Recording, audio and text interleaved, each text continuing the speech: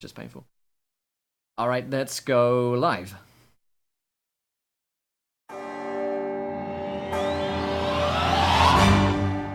Hello everybody and welcome to Encounter Roleplay. My name is Will and today we are back with yet another episode of The Long March. Not the Short March, not to be confused with the mediocre jog or the brisk Sunday afternoon walk. No, this is The Long March, a D&D5E campaign with the regular crew, except of course from Louise, who is still in Cornwall. She may be trapped. We have contacted local authorities, but for all we know, she will be there literally forever. But let's go around the cast and crew, figure out who we are, who we're playing today, those of us who are in the world of living. And let's start with Tool School. How's it going, Tool School? Hey, how you doing? I am doing well, and excited to be here. I am playing our old friend Gavin Fjordhammer, who is a paladin of St. Cuthbert and a cleric of the Raven Queen due to some craziness that happened in chat and viewer decisions several campaigns ago. And he is surrounded by very interesting, morally questionable folks right now. So he's having a little bit of a time of it, but we will see. It's been a interesting start to the campaign. I look forward to get back into it. Yeah, absolutely. We have Oho TV back with us today. How's it going, my friend? It's going very well. I am playing Aureus Ferox, who is a wood elf druid. He finds himself here by order of his deity Sylvanus to restore the land from the fiend touched. And he recently came into contact from a necromantic book from the void, which turned him quite evil. And as a result, two of his more good doer party members decided to try to kill him. So he's I was just subduing. Hey, it was subduing. Strongly physically. subdue. He summoned a fire elemental in the middle of a defenseless camp in which the fire elemental slaughtered the entire camp in order for him to steal the supplies. But Tallest Balls, Gavin's hammer found out that I was responsible, as he can see the last moments before death of everyone that has recently died. So luckily the book is now in the hands of Kazna, who was teleported to the void, I believe. So Aureus is trying to overcome the, I guess it's like an evil hangover. Yeah. So, yeah, the void, otherwise known as Cornwall. So I like the tie-in there, which has been done very well. We also have Laurelania back with us today. How's it going? Hi. you Oh, doing? I thought I was muted that entire time. I'm sorry if you heard clicking and a That's bunch fine. of stuff. Hi. I can wave at you with my hand. Zune cannot. What did you ask me? Sorry, I was being spelled. That's how you doing, I guess. I'm great. I'm going to Gen Con in a couple of days. Super excited about that. So if any of you guys are going to be there, make sure you come and say hi. I should be easy to find. I'm notoriously loud. Praise Loth and all that good stuff. And I am ready to figure out how Zune is going to get her hands back. Yeah. It's going to be fun. Fantastic. As for myself, I'll be playing Gregor Toscan, who is a friendly little dwarf chappy, who is very foul-mouthed, and he also subscribes to Gavin's kind of common sense, although he doesn't deify that very much. He just thinks that people shouldn't be fuckheads. And in his opinion, Aureus has been a bit of a fucking fuckhead recently. And he's definitely going to try and sort that out for next time. And holy shit, Tool School, 12 months, my dude. A whole fucking year. That's bad. You would think you would have kicked me out by now. Right? Yeah. Damn. Just won't It's like, leave. go home. For God's sakes, go home. Just won't leave. You don't have to go home, but you can't stay here. Oh man, so yeah, that's what I'll be playing today, and you can of course find our character sheets here online if you so desire. But let's hand over to our resident dungeon master for tonight, Mr. Encounter, Josh. How's it going, Josh? Good. Hectic. So hectic. First day at new job today. Everything went fantastically well, but when my boss turned around and said, "So you've had a great day. What are you going to go home and do tonight?" I said, "I'm going to go home and ruin people's lives, and that's entirely what I intend to do." And he said, "No, that's why you come here to work, Josh, to ruin people's lives." Yeah, that's exactly it. I actually work in a factory that just manufactures misfortune and nat ones, and nothing else. That's all we do. I'm a subscriber to that newsletter. It's good. It's good. Can I just interject for a second? One of my viewers came into my stream the other day and showed me a very special clip.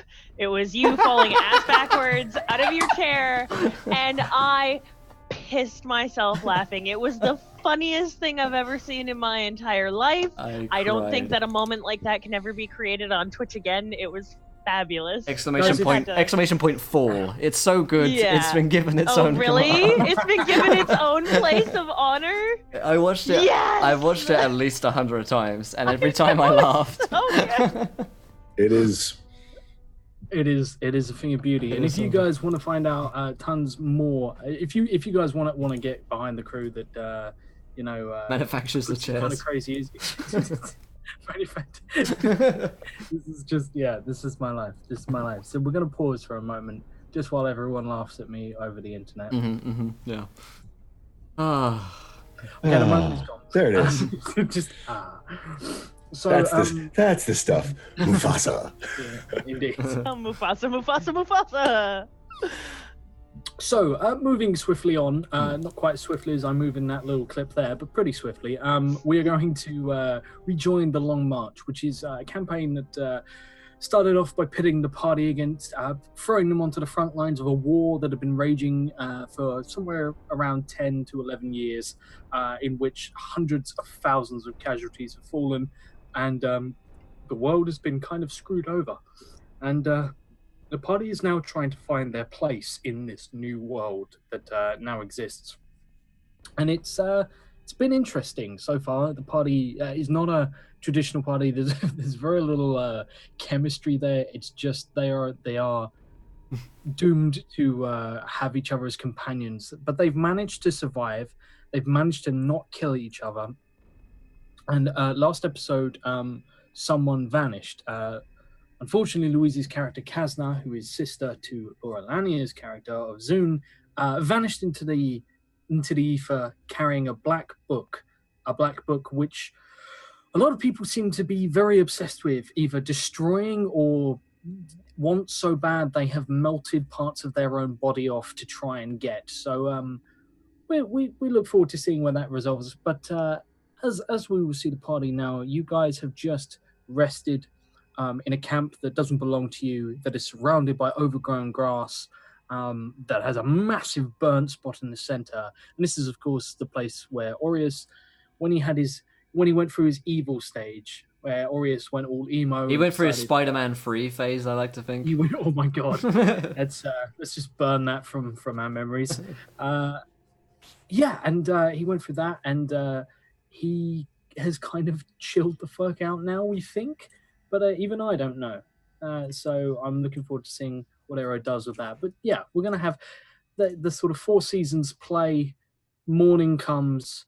It rises over this little glade that you have. And the party wakes after fully rested, sort of nice and relaxed. Some of us missing body parts. It's just an average day in the Long March. Fantastic. So you guys all emerge from your places of rest.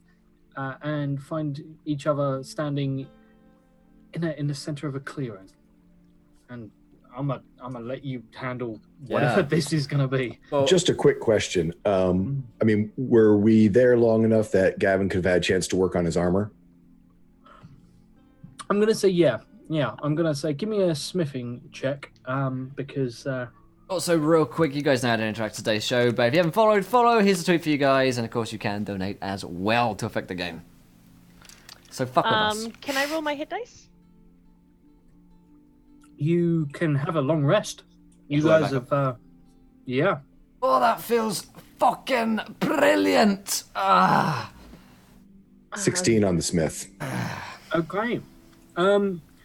So yeah, you get some work done. I'm gonna give you. I'll say you can restore an AC.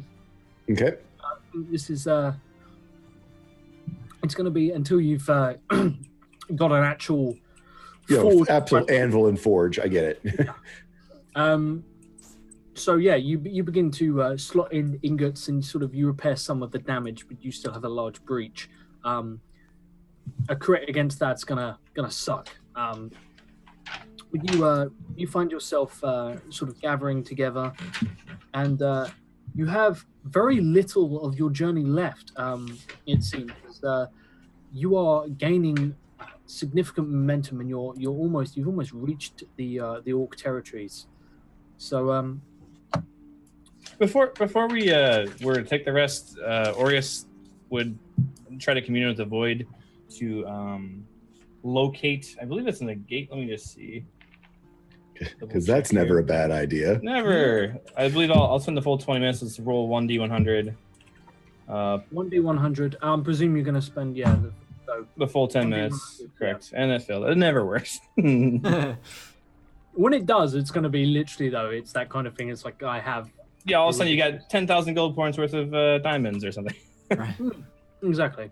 So yeah, unfortunately, nothing comes. But then again, fortunately, nothing comes.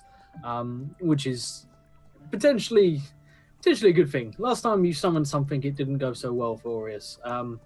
So yeah, you guys have a time to rest and awaken in the morning.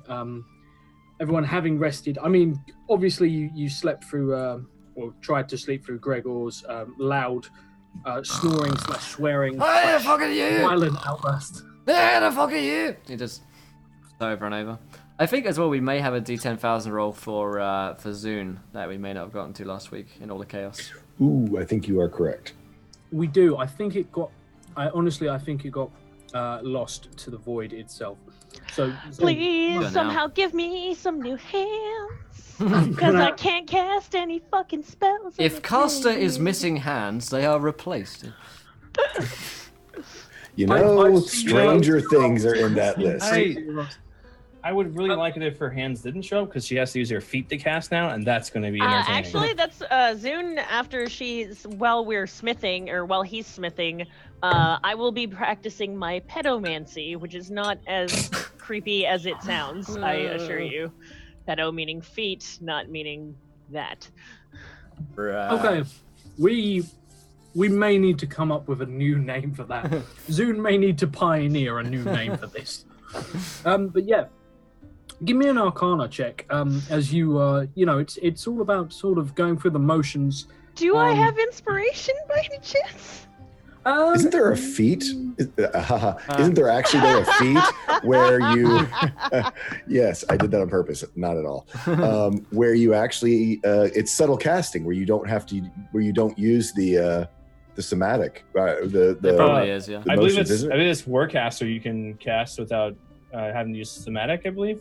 Yeah, there's something about it where it's for stealthy casting. I don't have a feat, and I didn't know if we could take feats, but I think that'd be a little broken if I think that's at 12. At 12, you can take a feat. Okay. If you can't cast with your feet, you can take a feat. Do you want? Okay. Something I'm going to consider, but about that inspiration, yay, nay? Yay. Nay. Also, I would almost say it's disadvantage on this one. Okay. Whilst we're at it, should we roll a D10K as well before we forget again? Yeah. So give me a D10K as well. So while you're trying, what do you accidentally do while you're trying? Oh, that's a good one. Yeah, when you. No, D. No. You gotta do D. No, I was like, I think okay. that's literally you blow up a star. I'm 90% sure that's you blow up a star. 100. Okay, there we go. Okay. And then I am gonna... Not bad. Okay. Get some feet cramps practicing, but Okay, I'll tell you what. I'll let you... I will let you pick... I'm gonna give this to you high or low. You want me to choose high or low? Yeah, just choose high or low. High? Get high. It's high. Okay, it's very high. Okay. I will give you 2 cantrips, and I will give you 1 spell. Yes. But you can only cast it at base level. first practice, and this will not be graceful in any way, and I will ridicule you non-stop every time you do your weird little foot thing, just so you know. 2 cantrips and 1 spell. And of all the odds, did you see what the wild magic is?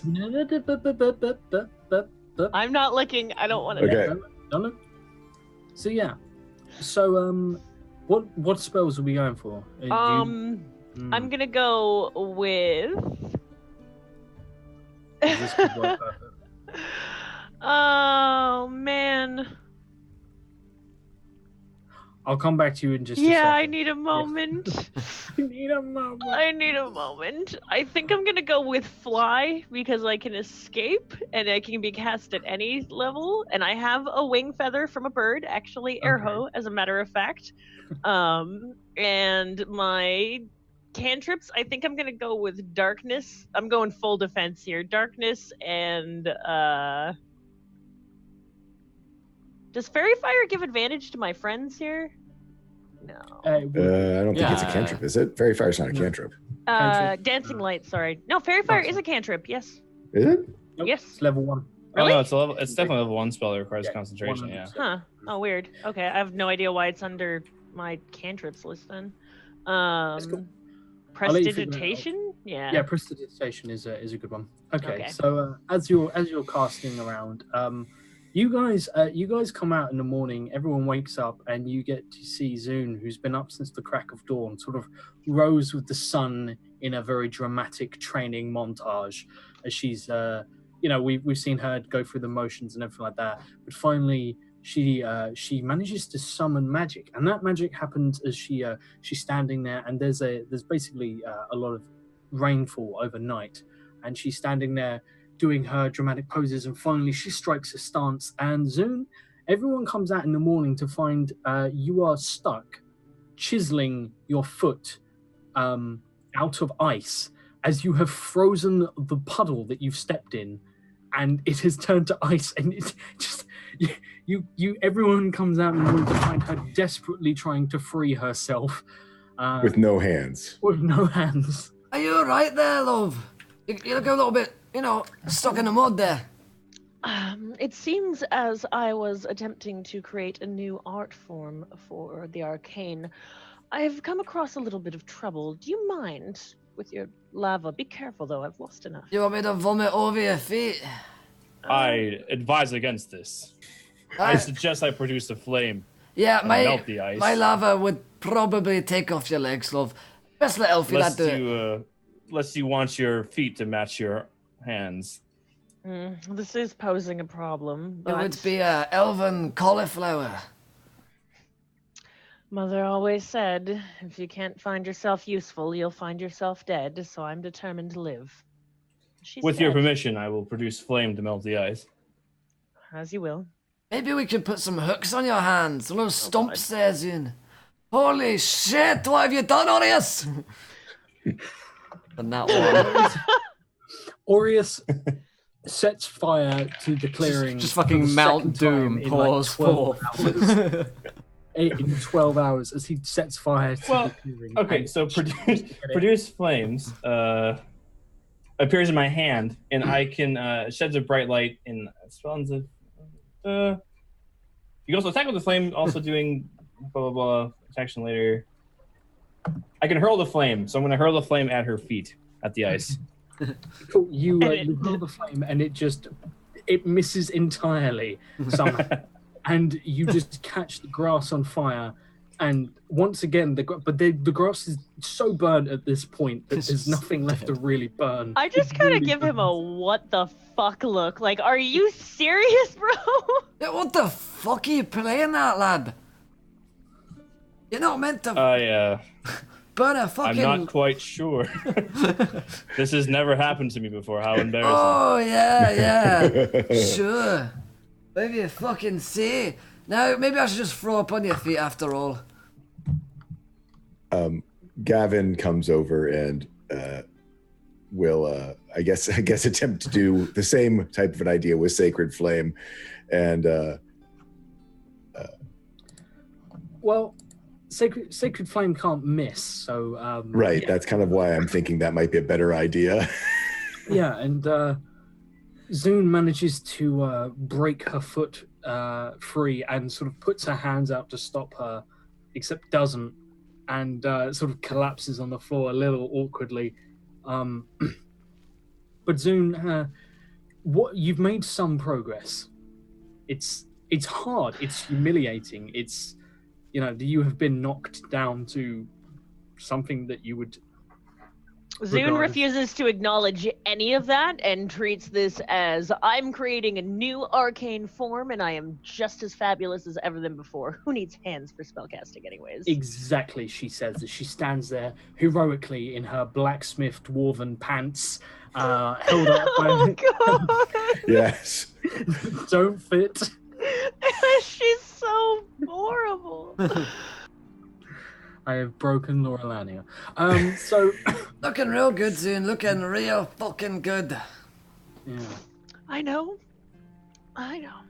If Kazna were here, she'd be so fucking proud of you.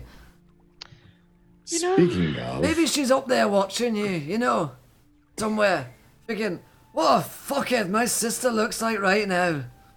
I look like I want to kick him like a soccer ball, or like the golden thing in World of Warcraft that you punch really far for a moment. The golden snitch.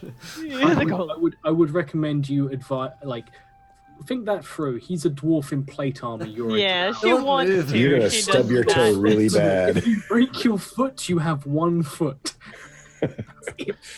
That's your arsenal. It's incredibly likely that the book has taken over my sister as well. While I love my sister with all of my dark elf heart, she says sarcastically, she wasn't one for being quick to deduce things. She probably doesn't even know that the book has taken her over. Right, so we don't have to worry about it then, because it's somewhere else. It's potential that she will flee for the rest of her life and attempt to hide, since the book knows that you were attempting to destroy it. I say, looking at Gavin and I look pleased at that. Gregor. Yeah, of course you do. Good! But, where? Eh. Then we don't have to deal with her again. Didn't like her anyway. Well, as to just let the evil necromantic book run around and possess people, don't you think it might pose a little bit of a problem if we were to just let it do whatever it wants? I see your angle here. You just want the book back. I don't know what you're talking about. We've got a Zoom. fucking quest to do, lass. We don't have time to gallivant around on a fucking librarian's quest, wanking over books every fucking day. Even though you've got any fucking hands, you don't wait to fucking read it. You're gonna use your fucking mouth to open it and try and read it with your fucking tongue turning over the page. I'm getting fucking angry talking about this book. Let's go and fuck up some orcs. Zune calculates her options for a few moments. Leave her sister with the book and run, and have no hands, or possibly go and get medical aid somewhere. She's going to be selfish. The book will eventually find its way to her, she is certain.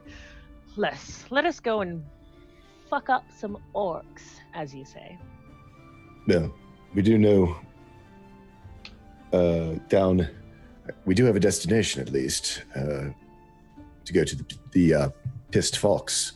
I still have my parcel to deliver for our friends back in the Black Mountains. Right. And perhaps they could point us in the right direction. If nothing else, a tavern will give us a better lay of what has occurred while the rest of the refugees have passed through. That sounds good. Shall we? Well then, who's going to help me up on Morty? Fine, I'll do it myself. Not me. Gavin will Zune, Gavin will pick her up and place Okay. her on. Okay, I was gonna say I will struggle to get on top of this horse as gracefully as I can, but if he assists, I take it. I was waiting for everyone to suddenly be incredibly busy or interested in something. Gregor just looks at her and smiles. And I don't even have like sleeves that I can put my hands in to like hide. You straight I've up- got nothing. I'm just like I can't even hold the reins of Morty. Good thing he's Nope. so well trained. Hmm. Oh, this is not a good day. Yeah. And unfortunately, the day doesn't get any better. It doesn't get any worse, but it's a long, dreary trudge as you make your way down past several other camps. I presume you guys are done with sightseeing with other civilian camps. Yeah, I'm giving a fucking beady fucking eyelid on you. And I look at Aureus. I am unsure why it was the book. It wasn't Right, me. it was a fucking book. Actually, speaking from the arcane, it quite was the book, as much as I... That doesn't mean he doesn't get to take fucking responsibility for his actions. Actually, it means exactly that. It means exactly that. He was not himself, and he was magically possessed. As much as I hate to come to the aid of Aureus, as him and I have not been the best of friends, when it comes to magic, I cannot speak anything but the truth. That does not fucking make up for the families that he fucking murdered back there. So you're gonna fucking feel guilty, Aureus, for a long fucking time as far as I'm concerned. Well, are you going to feel guilty for every person you've murdered? If I felt guilt for every person I've murdered, You are not a moral fucking compass. You're a moral fucking bomb. Why, thank you. You're welcome. Now let's fuck off. Zune's starting to become fond of the dwarf in a weird way. He hates my sister, so that's a plus. He secretly has a soft spot for Kazna. Yeah, I think he does. She hasn't picked that up though because she's not emotionally attuned. She just thinks you genuinely hate her. Right, yeah. So yeah, you move your party along, and you have to stop off one final night, which I presume the party does so away from prying eyes, away from any nearby camps, and finally, having put some time and some distance between the smouldering remains of the camp where Aureus had his little tiff, you managed to come around the edge of a large sort of rock, and you enter the plains. And in front of you, you can see a massive tent. Direction, but there is a path. There is an actual road. It's not a particularly neat road, but it looks like it's been worn into the ground, carved into this plain by sheer bloody persistence. And following it down, it's not long before the party, having met no official sort of border security, just plenty of mercenaries, soldiers, and other people sort of armed with weapons and various other things. You come down the road, and ahead of you, you see a tavern. And this tavern, it doesn't actually have a name written on the outside, but on the outside there is a large flagon painted on a sign with froth spilling out the top. And as you get closer, you realize that it's actually about 3 tails, all of them looking like the tails of a fox, that seem to be pulling out of the top. And that is the only indication that this might indeed be the pissed fox. Well, there's as good a place as any for us to see what's potentially next for us. Hey. Is there a stable boy anywhere? It seems as if it's in the shape of a fox, Aureus says. You're very fucking perceptive these days, aren't you, Aureus? Indeed. Gregor, shall we Hey, let's get head pissed. in? Oh, yeah, let's head in. That's what I was going to say too. Zune, will you be joining us, or would you rather stay with Morty?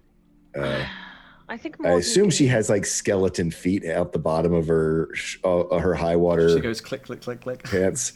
Yeah, you can. You will notice over the last couple of days, Zune, it appears that flesh has started to regrow upon your bones. It is not good flesh. It is. Oh. It be that bad flesh. That bad. Dude, is it growing back with like the maggots crawling up the bones? Tiny amount, yeah. So you have a welcoming sort of. You wake up and you see that slowly but surely, it looks like your trousers are going to start filling out a little. You'll look a little less like everything is hanging off a clothes rack, but it does come with a bit of a smell.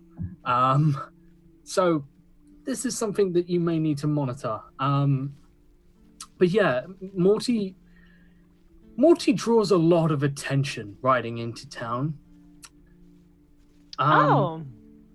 Does he?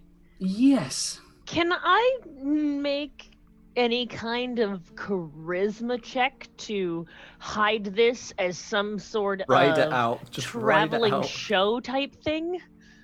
Like, yes, come look at Morty. Come learn the secrets of the undead. I have so much to share with you. Okay, so God. give me a performance check. What have we done? Oh, this is. I would gonna end advise well. against that. Yeah, that was also Or a it's, viewer decision, Josh. I Oh, even better. I am sweet. I love it. Okay, on a 19 performance check, chat, I'm gonna need to know. Zune is in direct competition with a local band of entertainment. Of course. She is the famous. She brings a circus-style mentality. What are the other entertainers in town? What's their reaction to What's this? their shtick? What's their shtick? Oh yeah. Great. She's now gonna have to totally buy into this, like the lie's gonna just have to continue for the rest of like the year that we're here. Yes, little girl, you can touch Morty's undead flesh. No, Go ahead, no. pet the horsey. No, I knew you said you were doing pedomancy, and I knew that was not okay. I curse at him in Dark Elven, but I do it as politely as possible. I need to learn to speak Dark Elven IRL again. You do, absolutely. So yeah, chat, let me know. But yeah, it seems to work. You actually get quite a few people who come over, and some people you even notice sort of like they come over and they've got like bits of like maybe like a tent peg or something like that, or a hammer that they've been using to hammer it in, and they just sort of tap on Morty. And like they give the really good like ooh. Me and Morty have been doing the best we can together ever since I lost my hands in a tragic accident. Please, could you spare some coin? A couple of people like throw coins to you. I look for the dwarf to pick them up. After a few minutes, like you realize that people have cottoned on, and people are just like, she can't catch. She's got no hands. So fucking And I put on like the saddest look I possibly can. Like, thank you. single tear. Ooh, actually, can't you press to digitate, pick up the coins? I think it can lift very small objects, can it? If that's the case, I'm going to actually give her some guidance. I'm going to walk up to Zune and you're going to need this. And I'm going to touch her on her shoulder and I'm going to give her guidance. oh no, I can't move anything, but I can create music tunes, and I do so while we are traveling. I make what I think would be good human music. Good necromantic circus music. Yeah. Dude, you totally are like yeah, you're totally in the Undercity soundtrack of World of Warcraft. You know it. I know it. Did Gavin mention necromantic magic to Zune? Or is that other character? Oh, necromantic music? Oh no, Necromantic- Oh, no, I was Necromantic just talking about character. me. I didn't Yeah. say Okay. anything. Okay, yeah, I play some eerie yet not too eerie tunes like every now and then. I don't want to scare away the children. I'm hoping that I can make enough money so I can buy some healing spells for my hand when we find some. But I want to buy some hands back. I have 115 gold, so that's not enough. It's That's at least half a hand. That's, I mean, I'll take one hand. Depends on the like- quality of the hand, I guess. you try and remember how much it costs for a hand, but it leaves you entirely stumped.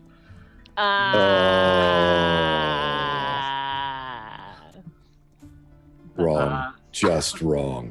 So wrong. So, Gregor and I are going to head into the Yeah. into the pissed Let's fox. go get pissed in a fox. Okay, you guys head in. There Funny is a- story about that, actually, friend Gregor. about me and foxes. Oh, So tell me all. You walk in. There is a stable outside. The stable actually has a few other horses in, and there is a stable boy. So the stable boy just looks at Zoom confused, not really sure what interaction is about to go down. Like he's standing there. Not sure what's about to happen to him. Yeah, he just looks at the horse, doesn't really get it. But What is the name of those black mountains again? the black? The Black Mountains. Black Okay, Mountains. Son, we are heroes. Unimaginatively named. Son, we are heroes of the Black Mountains. Surely you've heard of, and I list off all of our names. Mm. And this, of course, here is Morty. Now be a good lad and help me off my horse. Right. Have you got coin? I look at him with my fucking hands. Yes, and you can take it out as soon as you help me off my horse. I look Oh, at him with my right. fucking hands. Just every time my character puts her hands out like this, she's picturing herself just giving the equivalent of whatever the bird is in Absolutely. yeah.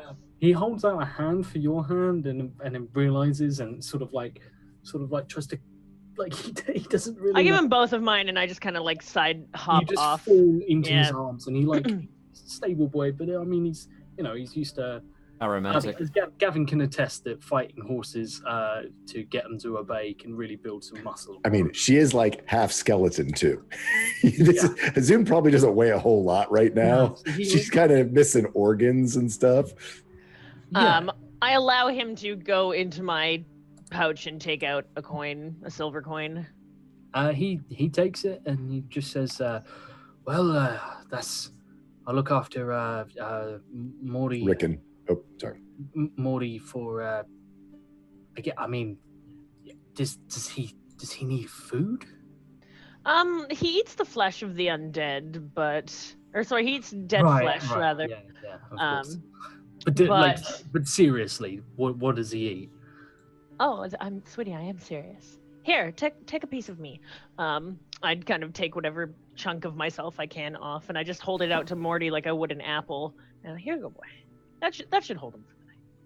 He just looks at you, just like, this is quite a performance. Like I'm still not paying any money to see it, but I'm impressed. Thank you. I will give you a gold piece, an entire gold piece, if you can find me some clothes that are better than this. And perhaps some perfume. A lot of perfume. He just takes the gold piece and he's just like, yeah. Oh, no, I'm man. not giving it to him until he gets back Oh, with no, it. yeah. Okay, he's just he's like gold piece, yeah. Yeah, there's a woman a couple doors down. She's away for yeah, don't worry, I'll sort it for you. Don't worry about it. And then he sort of takes Morty over to a pen. Doesn't like really check if Morty's in properly. Mind fixated on this gold piece. And he That's a lot of money for him. Yeah, So that's like half a year's salary. For yeah. him. Yeah. He's got a silver piece to look after a horse that doesn't eat. Like this is the best day ever. I just park a horse and then go steal and get a gold piece. Yep. Go fuck up somebody else's life, not my problem. Just get me some clothes. He runs out, and we're going to come back to a few moments beforehand where Gregor, I'm presuming Aureus, and have you summoned Rickon? Well, I was riding him before, so I assume that once he's there, he doesn't disappear unless he dies. So he's still there. Okay. It's from all the way back when we went riding down the mountain to to find Aureus's shame. Yeah. So Rickon, I think you make it in a little quicker just because Rickon doesn't take as much explaining, and you don't have to convince a stable boy to feed it undead. Yeah, kind of flip him. Here is money exchange for looking after horse, and you manage to head inside the bar. So Aureus, Gregor, and Gavin all step into a druid, a paladin / cleric, and a dwarf of some repute all walk into a bar, and you see before you that this bar is relatively packed. It's really warm in here. it's actually almost claustrophobic. Like, there are a lot of people in here, maybe 40 to 50 people in here. The barman is immediately discernible. He's a big fella. He looks, he's got grey skin, like really grey skin. And he stands about 7.5 foot tall and has a great sword just slung over his back, but is wearing no armor. He's just wearing what looks like blacksmith apparel.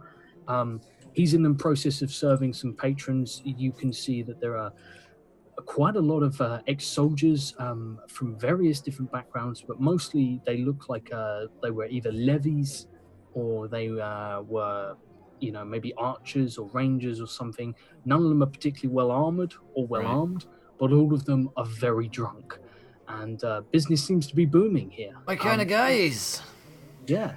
So is the big gray guy an orc, or is he human or Goliath, or? Give me a nature check.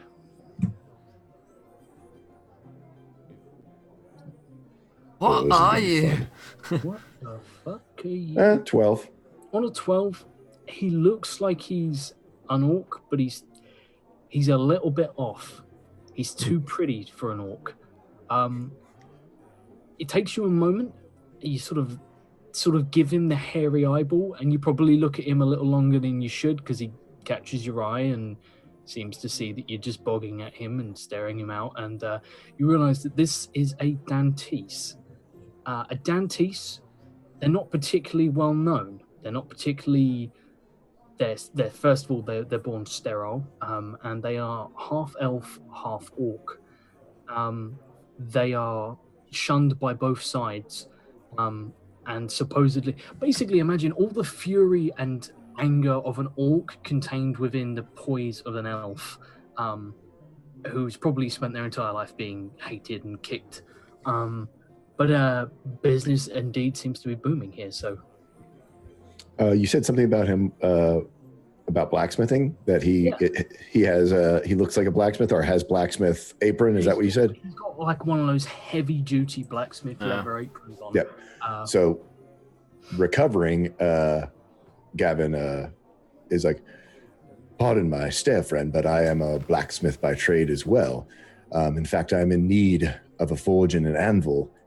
Don't know if there's any around that could be rented possibly for a day or in barter for some work around these parts. Right, this is in order great. To do some personal work. This is great. Gavin, what are you drinking?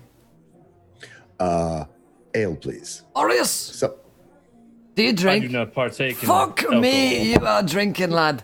And I go to the bar and I go get 10 rounds. Rounds. Arius has never seen a half orc, half elf before. He's going to ask, of what race are you?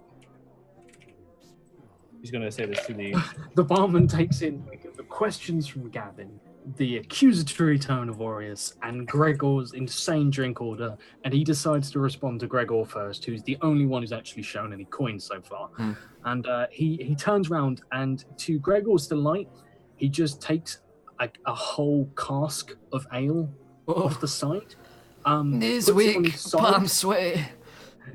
Puts it on its side so it's now barrel up, and he just gets a really big handle with nails on it, punches it into the side, and then rips the top off of it and puts it in front of Gregor. My kind of guy. Is that good enough for you?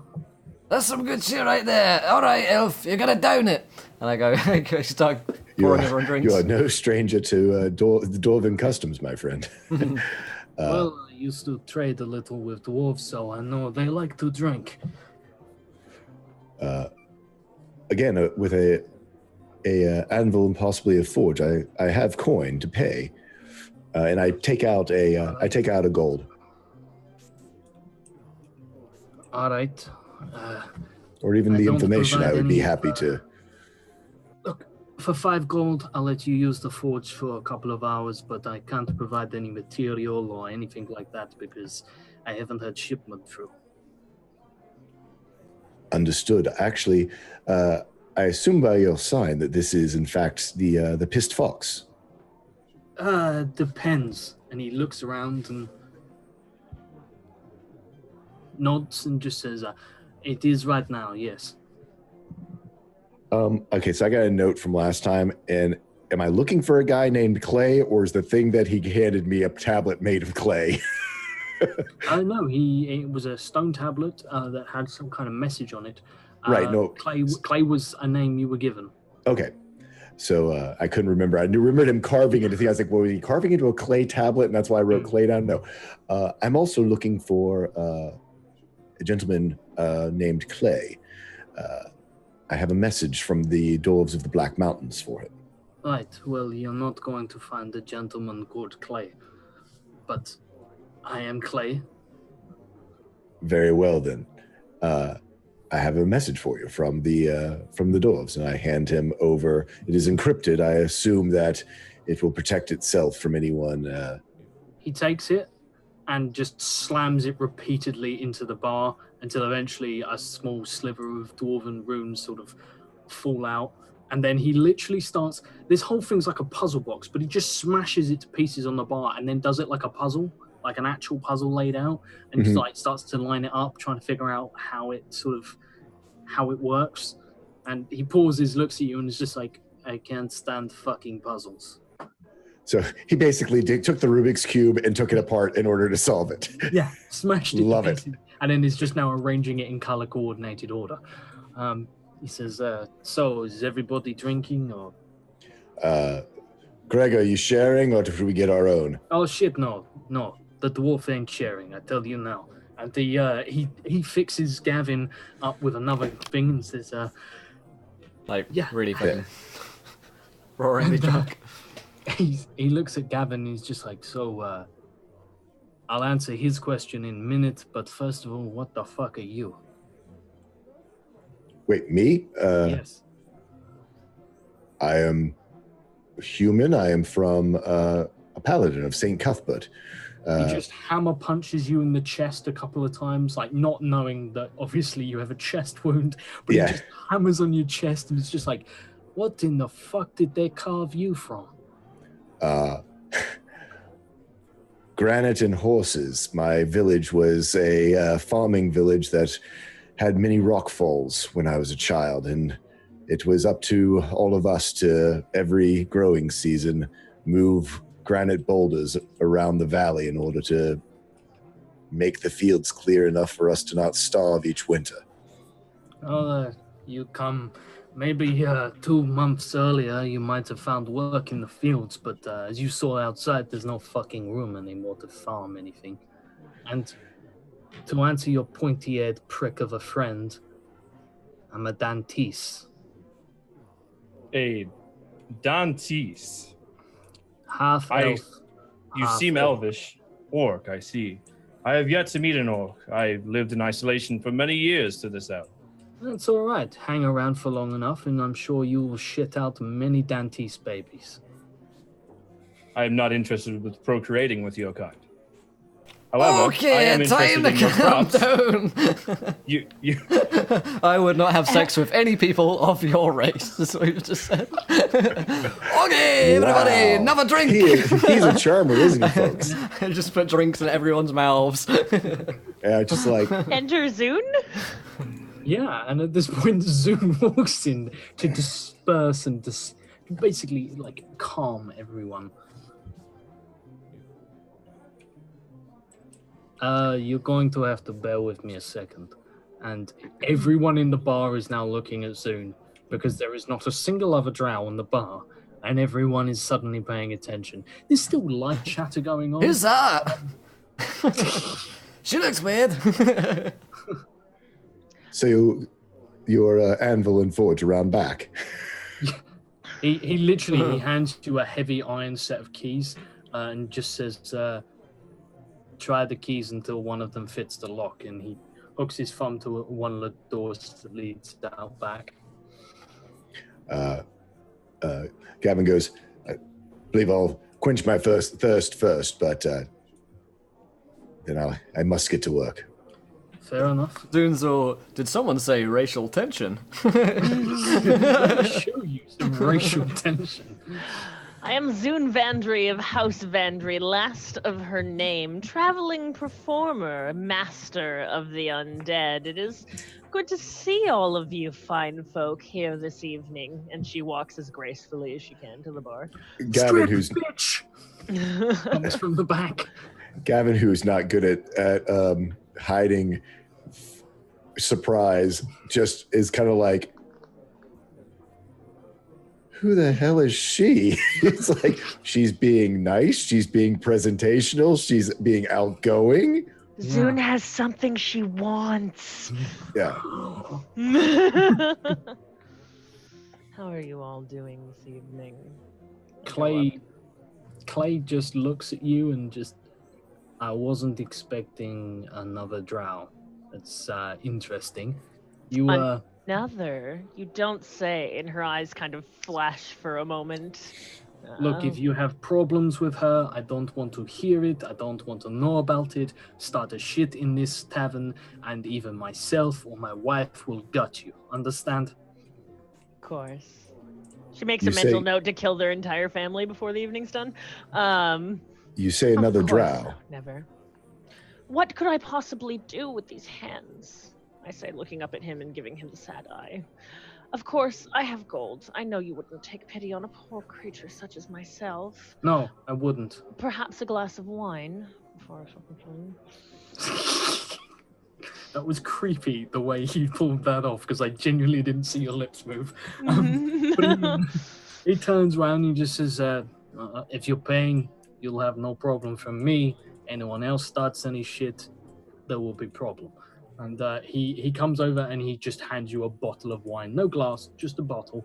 And it's red. And he doesn't seem to... there's no choice of... It's just we have red or we have white. That's it. I'll go with the red then.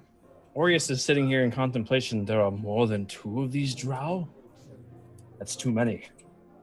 Yeah, drow came through. Do you remember couple days- Kazna? A female drow. Yeah. Although Loud not like and- this. Loud and angry. Oh, yeah. Big sword. Oh, fuck yeah. That's my sister. Oh, well, if you see sister, A, tell her she needs to settle her tab. B, find out if she's up for a good fucking, because a drow who can wield great swords, I mean, over the bar right here, right now, I'm telling you. I just... No, my wife isn't in right now. That's okay. And also, I have no fucking idea where she is, so don't ask. That's okay. I know exactly where she is. She now makes a mental note to also burn down the entire tavern before she leaves. I'll make sure that I pass that along to my sister, but first let me settle up that tab for you. Why don't you be a dear and grab this gold pouch off me, and you can take a few pieces for yourself. He reaches over, takes the gold pouch. I eye him to make sure that he doesn't take more than a few gold. I can't imagine a tab being more than that. He pours 40 gold pieces onto the bar. Hands you it back. Don't fucking think so. You said you were settling your sister's tab. They're my sister. We are elves for one. We don't drink like the dwarves. Have you met your Gavin- sister? Ugh. Gregor, What? you have been teaching her your ways too much. No. Me and Kazna have never been out drinking together. That would be weird. That would be odd. That would be very strange, actually. Wait, you a dwarf? What? Yeah, last I looked. You are dwarf. She mentioned. What do you mean she mentioned? That sounds like she's got some evil tricks going on. What's she saying? Then go on. No, that's what she said. She called you a trick. That I am a trick. Yes. What does that mean? I don't know. Zune, what does that mean? What's that drow for? That means you're a staunch young fellow, as I remove 40 gold from my character sheet. I'm not so nice anymore. He just sort of swipes it into like the apron pouch and leans on the bar and says, so why 2 drow in like 3 days? We're returning from the war, from the last battle. Have you not heard of us, the heroes of Black Mountain? No, you must be with everybody else here. Yes, They've all because tried everybody else around here, I say, looking at the crowd, carries mass amounts of gold and treasure and magic and has a paladin with them walking around. You're absolutely right. No, but we've had all sorts walk through these parts. Some of them carrying decapitated parts of demons, and I mean, you think you've got trophies? I've seen all manner of shit. It don't faze me anymore. That's good. Orius is running his hands through his hair. He's pulling twigs out, and he says, "I need to take a bath. Do you have bath water?" Thank you, James. I Sorry for also the would delay, like buddy. to see any Appreciate crops it. you have growing nearby. I could be some assistance for your kindness. Yeah, we don't do much on crops. Most of it is kind of being sat on by people who just set up tent overnight. I can point out some farmsteads, but they're probably overflown right now with refugees. As for Bath, yeah, if you want to rent rooms, I actually have one. In fact, I have two. One of them was saved for your sister, but she never came back. I would like to know the location of nearby crops. Do you have a map? Orius actually does. There was a map on the camp that I torched. There was. Picked it. It is. Yep, I have a map of the nearby area. Yeah, he sort of spreads it out and marks off a couple of locations. There's about 3 homesteads within like a couple of hours walking distance. Any further than that, you're probably gonna have to spend a night somewhere.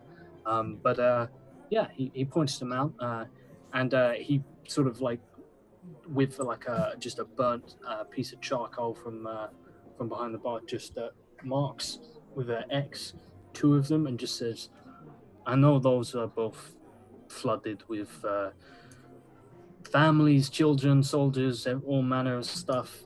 But that one over there," and he points to sort of the furthest and says, "I don't know." Thank you. I have amends to make with the folk of this land. Okay, well, Fucking right. He means Just- that spiritually. settle all that shit out. Spiritually is fine. And if you need help with spirits, happy hour is in couple of hours. Can't come soon enough. Do you have any competent healers that you've seen nearby? Define competent. Can restore these. What Or was is- on the end of them? Or he starts Hands. laughing. Oh, that book. Is Orius getting drunk? Book? No, he just finds it funny. That she's Just listening. she goes to like wave her hand, like forget about it, but she only has like a little stum, so just don't worry about him. Orius, you should perhaps tend to the crops. The people need you. It would be the right thing to do. Clay, But- we will take the rooms, however. Indeed. I believe we might be here for at least the night. Alright. Well, I mean, if she sings like her sister, I'd be happy to, Kevin again gives a strange side eye to Zune. I mean, thought we you did do. we had to sing choir to Loth. Oh god, no. Fuck that. I've never heard Zune sing I've any never- tune. I've- I wonder if the book has impacted her in some way as well. Yeah, no, that would be very strange, very odd. That'd be weird. It was weird. She's the only person I've ever heard sing the song. Can you repeat any of it? I mean, Just it'll cost speak you it. two. It'll cost you 2 gold pieces, but I can play her singing to you. How? He Take the- hooks My jukebox. he hooks a thumb behind him, and there is like what would look to us like a cash register, but like the old cash registers that have like Ching, ching. typewriter buttons. Yeah. Like the really, Can I Ones that roll kids an play with. arcana on that? That seems strange. yeah, absolutely.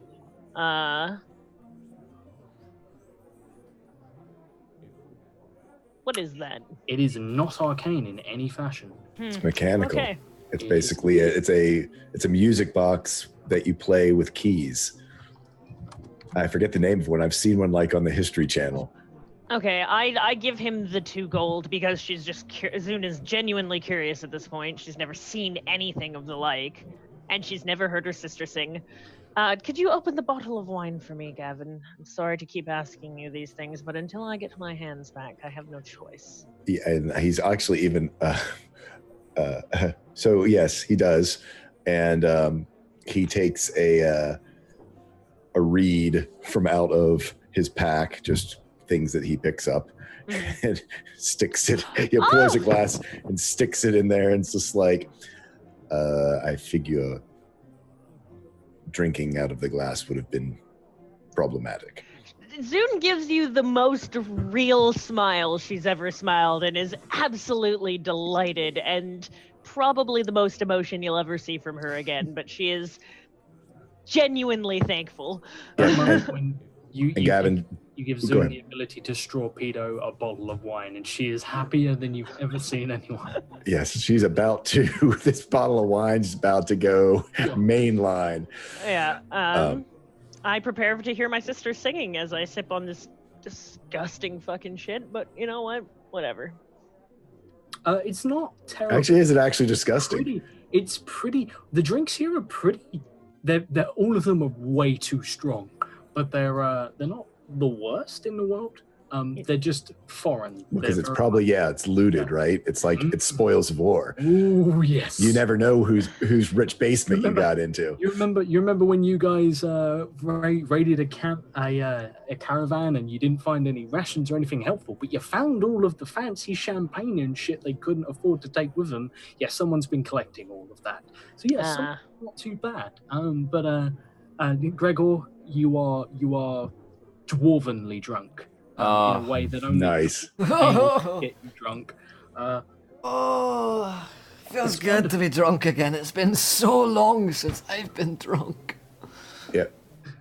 And yeah, Clay, he reaches back and he actually goes to a safe. He opens like a safe with a key, like twists the wheel, and from it he pulls something small, and this looks to be a tube. To you, I mean, it might look like a tube of toilet roll that's just a cardboard sleeve that runs on the inside, but it's definitely not made of cardboard. It's made of some kind of stone. It's almost powdery looking, and he goes over and slots it into a part on the machine, and then drops a very small needle on it. And I don't know if you guys are familiar with this, but it's a very, very old-fashioned way of recording sound. They used to get a little tube, slot it on, like before vinyl was a thing, and it sound distortions cause etchings on the old tube. So it is kind of a gramophone. This thing is dwarven. There's no debating that. And he slots it on. Yeah, Gregor's in the mood where he starts talking about how everything is dwarven. Everything is dwarven. You see those doors? Dwarven made. So, yep. You know what? You're actually right, they are. Told you! This tavern, if you start to pay attention, this tavern is dwarven. It's had a lot of repairs made to it. In fact, I tell you what, you see this whole tavern? Dwarven. This whole town, dwarven. He goes on. Everything, yeah. Dwarves. Fucking but dwarves. he slots it in, and you hear a voice sort of chewing someone out. It's distorted, but it sounds distant and tinny, and it sounds very aggressive and slightly drunk. And finally, music plays in the background. It sounds like a single instrument, strings, probably something like a lute or a fucking who knows, because it's not great quality. But I'm not going to sing this. I was going to get Louise to record her singing this, but we didn't have time because very busy. I will still try and get that recording just so I can play it for you guys at some point. But the song she sings goes, "A long time ago in the town of Limor, there was battle to choose the outcome of war. An army to the west, the devil to the east. In the middle, now a grave where the crows all feast. A dead little town where no only dead go. A rotting foul land where nothing can grow. So beware the tale and know what's in store for those poor souls who go searching for Limor. And I will post this for you guys. I was gonna say, Yeah, could you thank copy you. pasta that, please? I got like the first sentence and then I was just like listening. Yeah, I did the same thing. I figured you might help us out. Yeah. I'll post it on a Twitter chat. Can I make a history check? Limor? Yeah, you can. Limor? The song familiar to Gregor at all? Yeah, I'm going to give Gregor a chance. Anyone who's ever spent a lot of time in taverns, there's a chance you might have heard this for years. No, Zune, unfortunately not. Let's see. I got 4 unless you want me to roll at advantage. No, unfortunately not, no. I'm going to say Gavin. I was gonna say Gavin, probably not taverns, but potentially in hospitals and places like that where, war camps. Yeah. Okay. History again? Yeah, absolutely. Nope. No, you guys draw a blank as you sort of sit there, and it's not a familiar song. And Zune, you've certainly never heard Kasna sing it. Yeah, he plays this thing, and you notice like the quiet descends across the tavern, and people pay attention and listen. And Kasna does not have a particularly fantastic singing voice, but she does sing it with heart, and she seems to know it well. And after a while, sort of like you hear what sounds like a fight break out in the background, and he takes the recording off. And replaces the cylinder in the safe and locks it up, and returns to you guys and leans back on the bar and just says, well, there you go. Only person I ever heard who actually knew what the fucking words were. Otherwise, we just know this song. I know how the tune goes because the fucking bard plays it every night, but she's the first person who's ever sung along with it. So The bard plays it every night. Where could I find this bard? I don't actually know. Don't know where she lives. I just know she comes in almost every night and starts playing. And I haven't charged her because she doesn't know any other fucking songs. Interesting. Zune kind of turns to look to the door as if expecting her to walk in, just waiting. You're not going to back. see her for a couple of hours. Happy hour. That's when she comes in. When everybody gets the most drunk. Where's that boy? Okay. Well, I guess I'll No sit here. more pedomancy for you, Zin. I've actually gotten quite good at it. Fuck me. You might want to keep that down. Hide your kids, mate. It's arcane casting with feet, since I have no choice. It's not Exactly. You might want to keep that down. That's kind of grim. Nobody wants to hear that. Grim, I say, looking around to this crowd. I thought you had seen everything.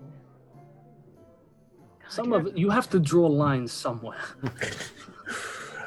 Creepy foot stuff, no.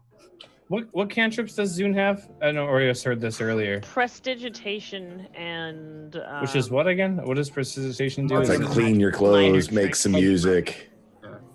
Oh, Orius is going to look at Zune and he's going to say, my shawl here is a bit dirty. Do you mind cleaning it off with some prestidigitation? Encouraging her to use her pedomancy for amusement. As you will. And I go through the motions. No. No. What does Zoom do? Can you tell me? I front kick of off a my. crowd full of people. Since I'm actually, this is quite the good spot for it because I'm on a chair and I don't have to like lean awkwardly. So she sits back on her chair, perhaps leaning onto the bar, and then uses her feet to begin casting. Okay. And then There's, goes like that. That gets some attention for a moment, and then people see the state of your legs and just okay. Oh, that's right. Those pants probably slide up, don't they? Yeah, and people see like stuff falling out of the bottom of your pants, and people just discreetly pretend they didn't see that and go back to their drinks. Mm-hmm.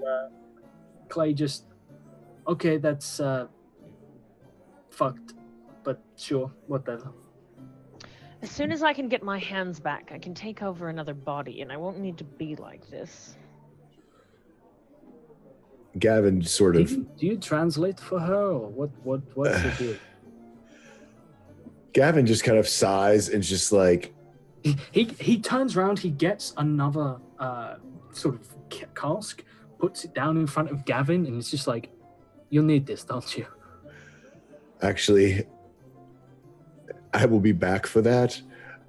However, right now, the headache that I have and the my last 3 days, what I really need is some time by myself with a forge and an anvil. So I thank you, Clay. I shall return in a few hours when I don't feel like using my hammer against my own head. It's fine. It's fine. You go bash one out, and hopefully you feel better afterwards. Yeah. And yeah, Gavin doesn't get it. He's like, yes, exactly. I love Gavin. Not as much as Gavin loves Gavin, though. So, yeah, Gavin makes his way, and give me a smithy tools check. Since I have a forge and things here, do I have advantage on it? Mm-hmm. You have the material, you have a forge, you have time. Still only a 12, man. What are you up to AC wise? I'm at 17. 17 out of. I believe it's 20 when all is said and done. Give me 1 second. Let me just equip it so I can see where it goes to. Yep, it's 20 when it's all together. If you, I mean, you can. I'll let you spend the night and get this repaired because you've been working at it. I'll allow you to. It's not going to be fantastic, but you can spend the night to just. Part of the story. Indeed. And work your way through it, and he does use. Yep, he actually will ask. Clay, is there any work that you need done while I'm out there banging around? He nods and he actually pulls down a piece of parchment off the bar, and you guys will notice as he does, it's not the only one. There's actually a shit ton of bounties up there and various other, like literally odd jobs, all sorts. There's a whole thing, and it just runs along the top of the bar, so it can be seen from anywhere in the bar. Some of them are written in blood, others in elegant scroll. Some of them are nailed to the woodwork by daggers. Others are actually just put up there in a normal fucking fashion, less dramatic. And he rips one down and he says, have order for a couple of bolts. Just the bolts, the bolt heads for some pretty big bows. Orcs like really big fucking bows, great bows they call them. If you can make me some bolts for that, I'll compensate you. Very good. So I'm just, to you as DM, I have iron ingots, steel ingots, and copper ingots. I assume that these are probably steel crossbow bolts is what you're talking about? Yeah. Okay. But he'll provide the materials. You just even better. Yeah. He'll pay you for it. He doesn't have time. Okay, yeah, no, absolutely. Gavin truly is like, well, because I kind of want to ask you, Cuthbert, he came to his his paladin hood with Cuthbert visiting him in a smith, and so I think while he's out there, sort of, he kind of gets kind of trancy, again, just, as you do with, it's his knitting kind of in a way. Absolutely. And, he wants to sort of take, sort of open his mind, probably going to do a divine sense again, just to see if he gets any feel of presence, knowing that Kazna was here for the book, and just sort of open his mind to any of Cuthbert's or even the Raven Queen's direction at this point, knowing that his last sort of encounter when he was near death's door with the Raven Queen was a bit chaotic, as she's a bit busy right now. Okay. You can... that's just a auto trigger, isn't it?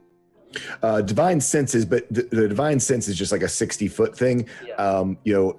It's not till actual neither paladin or cleric are at level 10 when I actually get to roll for divine intervention. Yeah, so Okay. I'm a total 11 between the two. So however you want to call it, if I can do something similar or not. I'll give you right. First of all, give me a smith's tools as you are making stuff, and I'll ponder it for a moment. But just as Gavin heads out the back, you guys, it's not that one, so it's not too bad. I know at least it's not the nat ones, but man, I got a +6 in smith tools, and I'm still. At least it's not a 10, hey Will. Yeah. So yeah, you guys are sort of there. You are at the bar still. He looks over to Aureus and he's just like, "Are you drinking? Are you eating? Or you just want? I can get a bath." He's drinking. He's gonna drink with me. Can you get him any women? Yeah, I'm women. interested in fornicating. I'm interested in restoring the balance of nature. Listen, we need the balance of No, alcohol. it's a lost cause, I tell you right now. Drink. Zin laughs as she's starting to get a little bit tipsy. Get him a drink, and we're gonna drink like dwarves. And why don't we find some pretty ladies from... Pretty ladies, hello! My friend here, his name is Urius. He's a very, very, very powerful elf. I know he's an elf, but you can overlook that, because he can turn into a fucking bird, can't you, Urius? A human woman in leather armor walks over. She's got a pair of what look like hand axes tucked into the back of her belt, and she comes over holding a very frothy ale. That's your chance, Aureus. That's a very frothy ale you have there. You got this. That is a very frothy ale you have there. Why don't you talk... No interest. He has no interest in this. Tell her about the trees and the balance, you fucker. That would really fucking make her drop her panties. Talk about the trees that you love. Actually, he is rather fond of nature. Aureus, A little bit too spread you a fond. good word. I suppose I am quite fond of nature. I tell you what, if you're interested, I've got a bunch of friends who are naturists. Oh, oh my god. Aureus, Well, they are in about 20 minutes' time. these are your people. Go, be with them. Talk to them about your balancing act. Can I roll a persuasion to kind of help this? Are you really trying to get Aureus laid right now? Yes, Gregor is that's the hilarious. drunkest man right now. This is the bonding that you have waited for. Okay, I'm going my persuasion roll here. Fuck. Aureus doesn't have any interest of procreating with any women at this time. Let me persuade him. How else are you going to create those that are interested in nature as much as you are? Is not nature about the balance of life? This is part of the balance of life. You'd be doing your sacred duty to Oh, Sylvanus. exactly. For without fucking, how do you get little Aureus? And that's nature, man. You can't argue. You can't argue with that. As nature can get, actually. That's the She most looks nature. like she's kind of losing interest at this point. Gavin is so glad he is outside at the forge, banging one out.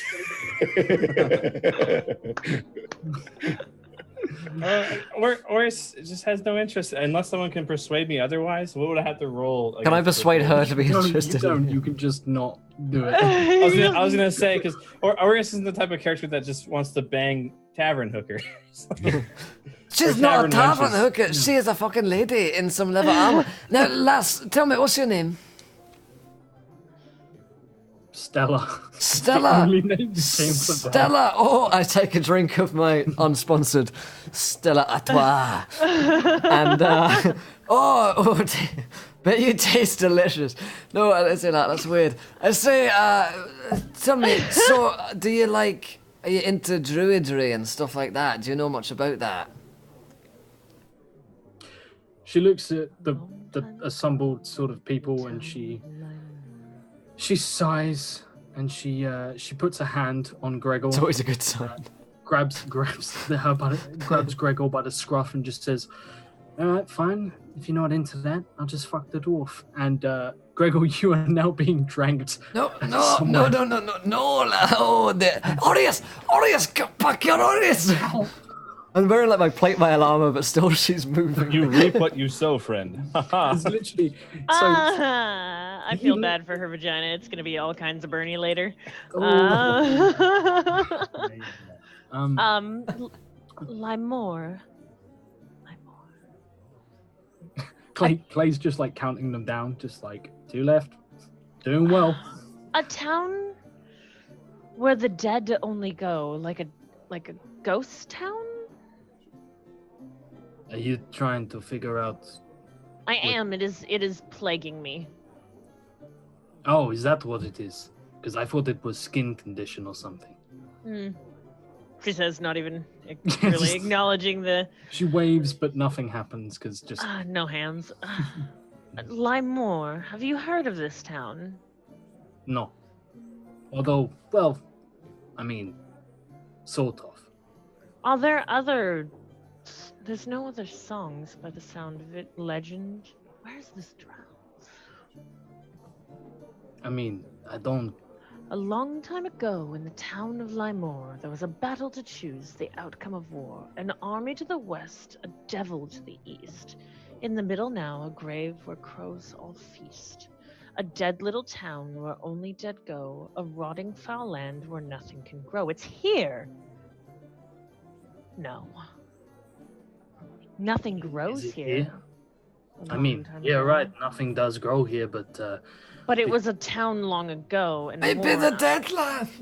Yeah, I was gonna say we got a whole zone called the Zamora, the Deadlands. That's what she was thinking. It was too obvious to be there, and since it was the Zune is thinking since the west and the east, and it's in the middle, she was actually thinking that it wasn't Zamora, the Deadlands, because it would be too obvious. She's thinking that somewhere in that forest in the middle there might be a dead zone or something. She's just maybe reading into it too much. But Zune on the inside thinks that the book is trying to tell her something, and she's trying desperately to figure it out what it is, but without letting on that she thinks that the book is the reason of this song. So he just sort of shrugs and says, I don't know what else I can tell you. The only other time I've ever heard Limor being mentioned was mid-war. this war, Yeah. from whom? Let me guess, the bard. No, a bunch of patrons were in the bar one time. How long ago? About 5 years ago, maybe?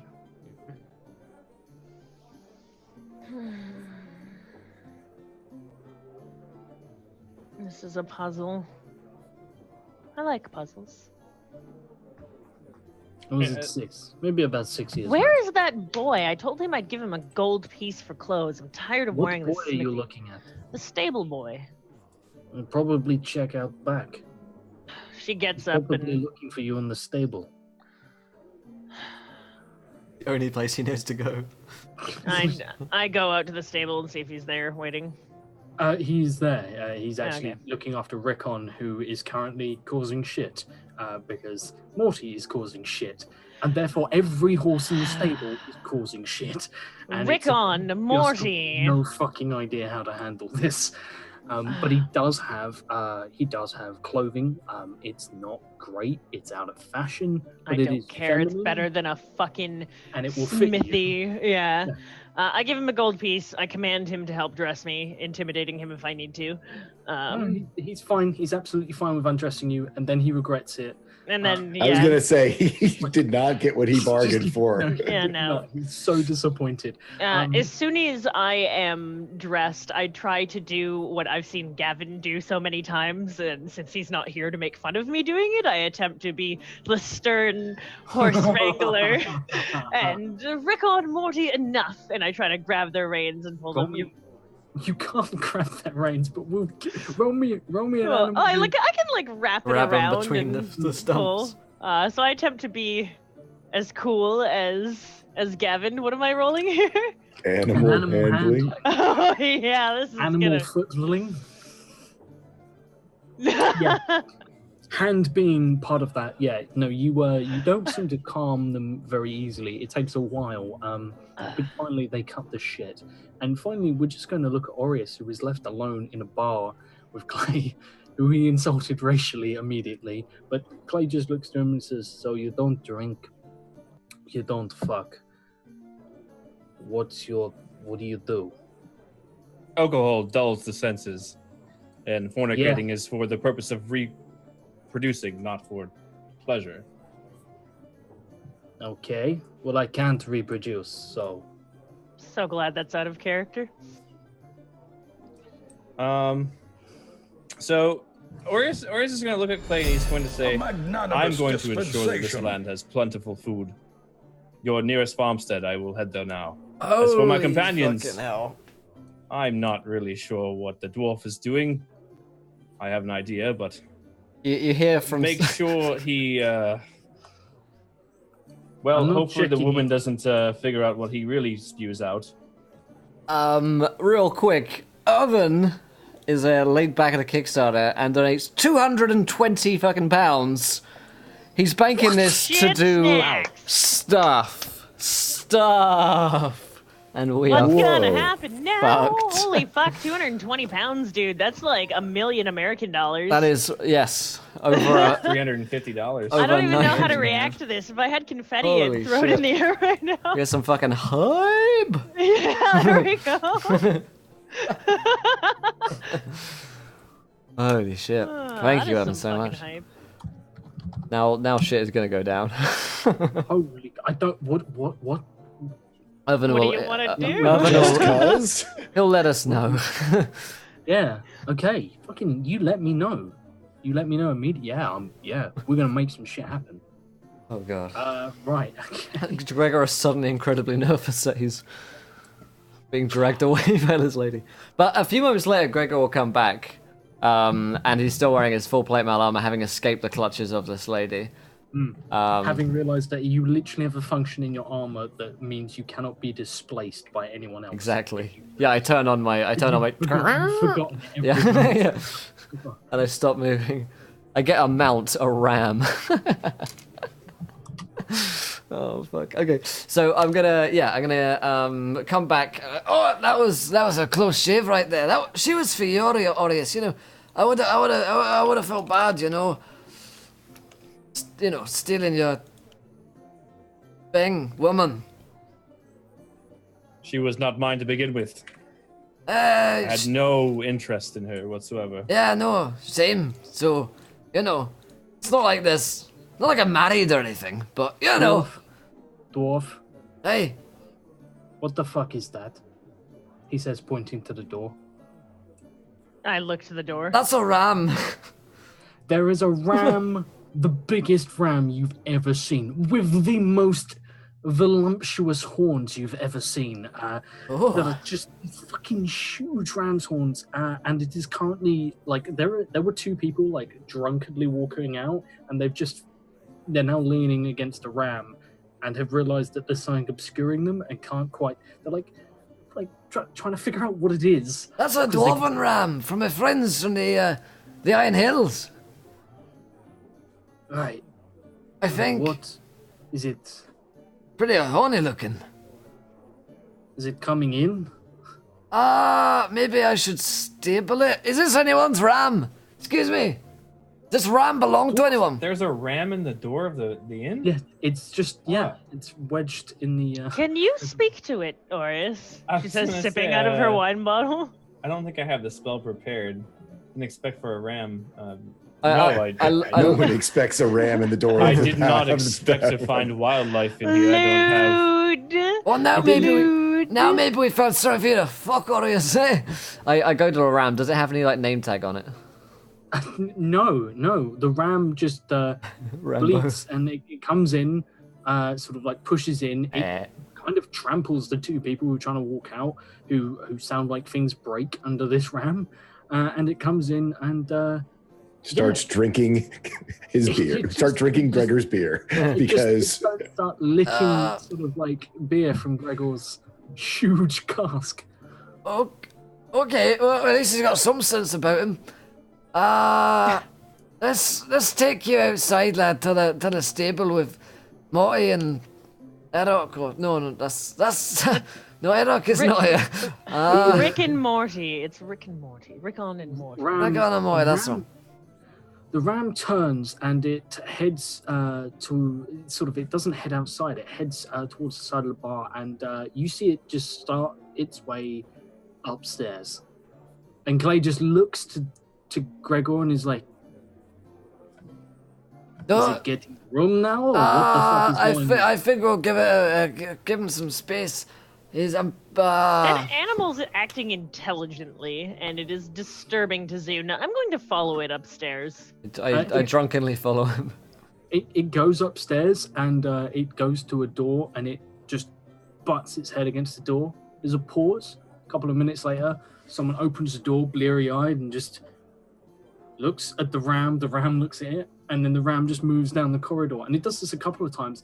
And then finally, it knocks on the door, and it gives it a couple of minutes. When no one responds, it rams the fucking door down. Oh, come on, I could have opened the door. Just, could you, Zoom? Never mind. I could have prestidigitated the door open. I'm so sorry. Yeah, Fuck. so, I want my fucking hands back. This is so annoying. This is not my fault. So, yeah, and she... The ram goes inside and just begins, and there's like a bed laid out with like and this being the kind of tavern in ye olde day, it goes over and it just bites into the bed, rips a chunk free, and of course the bed is a straw mattress, so it just starts eating the bed. He's hungry. Has anyone got any food? Clay just appears in the corridor, looks at Gregor, looks at the ram, hands Gregor the key, and just says, "This is your room now, and you now pay his rent. I'll take it. You are responsible for Ram. All right. Done with your shit." Need a better name for him. What the? Ramses. Ramsey. Ramses. That's good. Ramses. Okay. I like it. Yeah, and I hang out with the poor chat. Zoon's just having a bad time in chat. Heavy-handed, not very handy. I stay. Ramses. So we have Rick, Morty, and Ramses. Got it. And yeah, it goes. Okay, everyone is getting a magic item. That's fucking happening. Oh yes! Thank you. I love magic. You know what? You're level 10. We're level 11? 11. Yeah, level 11. Sorry. You leveled us up, right? Sorry. Yeah. Get back down there. No. Gordon Ramsay. Gordon Ramsay. Oh, that's good. Ramsay goes, "It's bloody raw! It's bloody raw!" Gordon. I vote to change it to, Gordon, yeah. I got him, Gordon. Because he went eating, man. He's got good taste. Yeah. Yeah. He went to good taste. He eats the hair, he's like, "It's dry." So this hay were any drier. Literally, just my favorite quote ever is the bit where just a slice of bread in each hand. Bread in each hand. Puts her head. What are you? An idiot sandwich? Yeah. An idiot sandwich. That's fucking right. So. I always like you put so much time in this that that David Tennant's going to come and save us all. Oh, fun fact: Gordon Ramsay actually follows Sydney on Twitter. That's cool. No way! That's so cool. I'm so all kinds of jelly because I love when famous people follow me on Twitter. Okay. Most hype. Right. Most hype. I'm just loading up the DMG because oh my god, I'm gonna let you roll. Well, oof. I hate to even plant this into Zoon's mind, but she is just itching to get the Hand of Vecna. I don't know what that is off the top of my head. Is that in the one of the DMG? most legendary D&D items around. Don't look it up. Just I'm looking it up. I'm sorry. Walk away. Okay? Just walk away. You will be so disappointed when you don't get it. The Hand of Vecna is truly of legend. It's like all the way from back first edition. Yeah. So guys, you It's not in the DMG. yeah, we're just gonna pretend it isn't, and Yeah, we'll just pretend it's not. I don't see it. It's good. It's Wait, hidden is this a from you. DMG? Okay. Yeah. So you guys you guys are chilling. His chat goes, "Don't do it! Don't do it! What page Close is the it? book." They just say no. I have Just to say know. no. So yeah, you guys you guys find yourselves sort of like dispersed for the evening. But I guess everyone is everyone going to reconvene later on in the day, because it was mentioned Well, that I assume for happy hour, yeah. for Yeah. Can't is- miss happy hour. Yeah, you can't miss happy hour. It's Will actually all- not in my DMG. That makes me sad. Huh, I thought it It's was in good, the it's DMG. good. It's good. because it's under legendaries. What's going on? Take a short Oh. AFK. I was told we're getting magical items or something. Or? Will Aureus return for happy hour? I would recommend Aureus return for happy hour. Aureus he definitely wants to go visit a nearby farm, without a doubt, and he wants to. I was gonna say flying speed. You could probably make it there and back. Yeah, well, I want to spend several hours channeling a plant growth on the farm, though. Okay, that's cool. You To- got some time. Sure, So I'll find this farm. I'll use my wild shapes to turn into a giant eagle, bird Yeah. form of Aureus, and he will. You arrive and you find that immediately it's smaller than it is on the map, simply because it's already had people encroaching on the territory. When you speak to the man who sort of owns the homestead, he's a full-blooded orc, and he comes to the door, and like this whole place is ramshackle. It's badly built, but at the same time, it looks like it would survive a tornado. Like it's just built to withstand shit.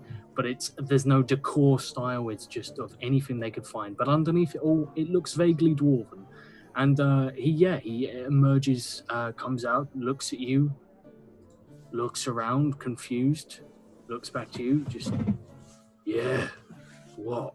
Hello, fine orc. I have traveled from the deep south to these lands to restore nature on an emissary mission from the god Sylvanus, the lord of nature. And I have come to nourish your crops so that they may be bountiful and feed the people of this land. Right. Would you allow me to encourage your plant's growth? Okay. I'm not a fine orc. The deep south is all dead marshland. I don't know who that is that you talked about, and crops don't understand whatever languages you think you speak. So how are you going to encourage them? I'm going to use druidic magics, and I will, before him, use druidcraft, and I will make a flower blossom bud at his feet, using druidcraft to example the spell. He leans down, and sort of like a bud growing through his patio flourishes into a flower, and he leans down, and it looks like he's just going to grab it in a big meaty hand, but instead he sort of slots it between his big sort of sausage-like calloused fingers and just holds the flower gently and smiles a big toothy grin, and he looks up to you and says, "You would do this for me. Why?" I feel as if it is my duty as a druid of Sylvanus to encourage the regrowth and to repair the dead lands, to restore balance to nature. I also became under the influence of an evil force, and I wish to make, what's the word I'm looking for? Amends, I suppose, for slaughtering some of your people of this land. It was a terrible time. He shrugs, sort of like pretty captivated with this flower, and he just says, "Well, people die every day. Most of them are starving to death. You save more, kill a few, it's all the same. But this is good. You help me, we help you." Very well. That would any help that you could give me would be appreciated. But for now, I would like to begin this ritual of encouraging your plants to grow. Of course. And he sort of like looks confused and says, how? And sort of like gestures like, do you want to come in? He's never seen anything like this before. No, I will simply approach your plants and I will commune with them and I will encourage their growth. He nods slowly and he calls inside, Vora, come out here. And another orc steps out, more feminine, and you notice she comes out carrying some pretty fine. Everything about them looks pretty crappy, except for their weapons, which are very well-made weapons. They carry a sword each. They look like they're probably great swords, and they look like they could probably wield them more like a bastard sword.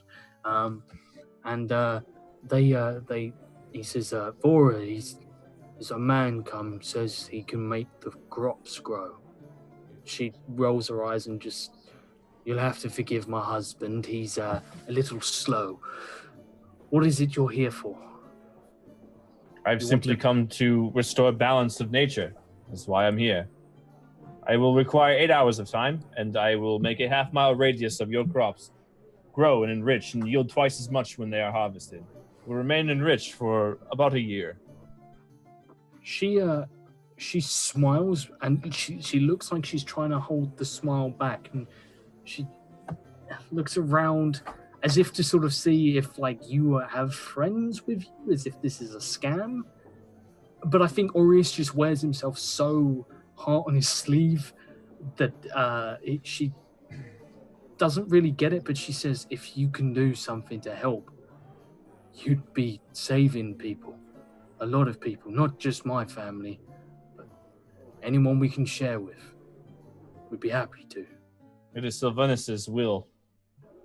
And then I would then turn to go and begin growing the crops. Okay. I don't actually think it requires... I mean, give me the roll just so I can see the details and text. Yeah, I put it in roll 20 above the druid crop. I want to roll again? Yeah, cool. No, that's fine. Okay. Oh, cool, got it. At the bottom there, if I cast it for 8 hours, it would enrich the land for half-mile radius. Centered on a point. Okay, all right. Yeah. He, after, it's going to take you some time, but afterwards, they bring out some stuff. They look a little sort of perplexed by all of this, but you are good as your word. You genuinely do, and they watch as sort of like wilting crop stalks begin to sort of come to fruition, and it appears as if you were doing good, and they're a little confused by it, but they sort of standing there. He is marveling. He's measuring. He's sort of he's making notes in Orcish about, what kind of yield to expect and various other things. And he seems happy. And she smiles from the porch. And finally, she comes out when you're done, and heads over to you and says, "I don't know where or why you've come, but well, thank you. It is odd, but welcome. Change of fortunes." Do not thank me. Thank my god, Sylvanus. This is a little embarrassing to ask, but who is Sylvanus? He's not someone I've ever heard of. He's the god of nature. He is the god of which maintains balance of all things, living and the dead. He's worshipped by druids. I see. Well, that's quite a thing to be able to accomplish. There must be something I can do for you. It's not necessary. I'm not asking for what's necessary. I'm asking if there's something I can do to help someone who has shown kindness to my family.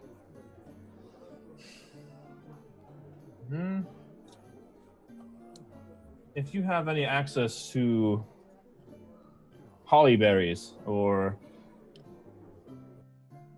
perhaps it's dust. I'm just trying to see if there's any spell reagents you could get to me. He said that his wife was gone, by the way. Did he say where?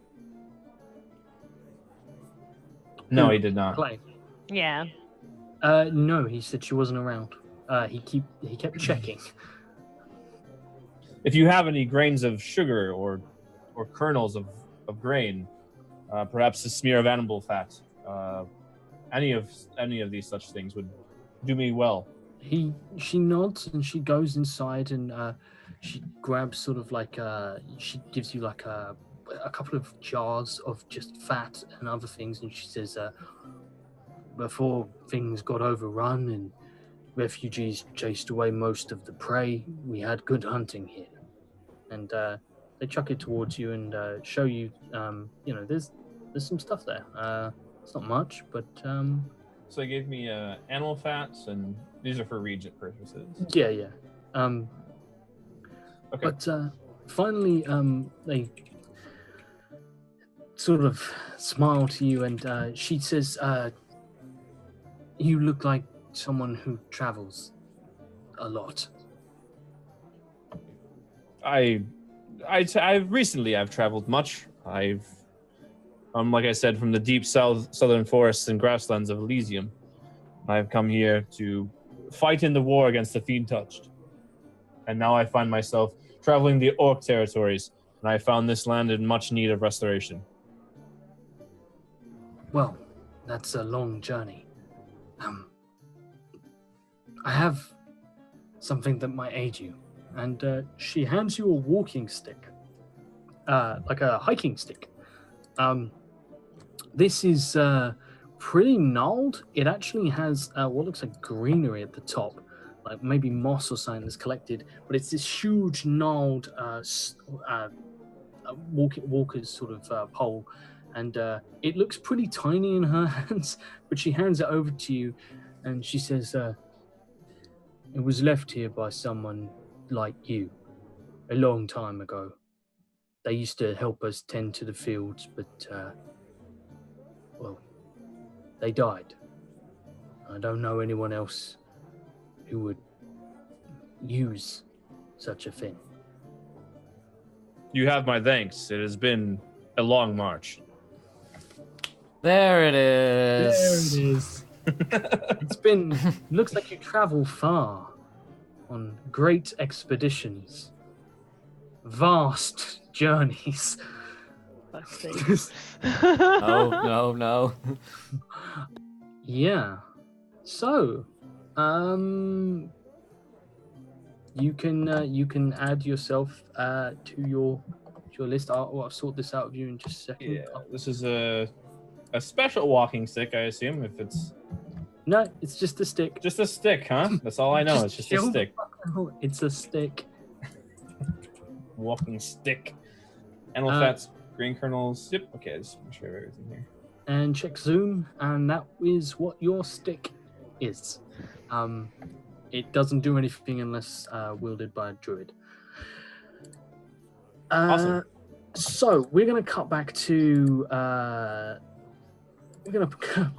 the party, and as you're sort of gathering together, Aureus is probably the last one to arrive, but you guys chilling out and in the bar. Happy hour is almost upon you, and just before happy hour dawns, there is a moment of sudden silence breaks as there's a loud crashing noise, and everyone stops what they're doing, stops the conversation, and they turn towards the front doors where someone comes in and very much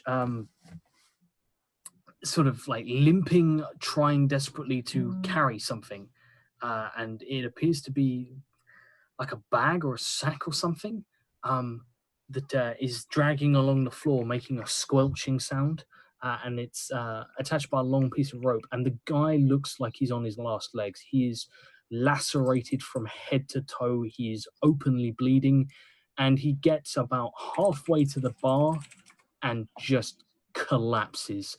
And behind him, this Hessian sack is streaking blood. Blood is pouring from it, and you can smell dead flesh. And Clay just doesn't seem to react. He doesn't like draw weapons. No one in the bar draws weapons. Everyone just looks, and Clay just nods. And he reaches above the bar, and he pulls down a bounty with nearly like 10 different tears in the top where it's been torn down and been put back up again. And he scratches some initials in it with a piece of charcoal, and people just nod, raise a drink, and go back to what they're doing.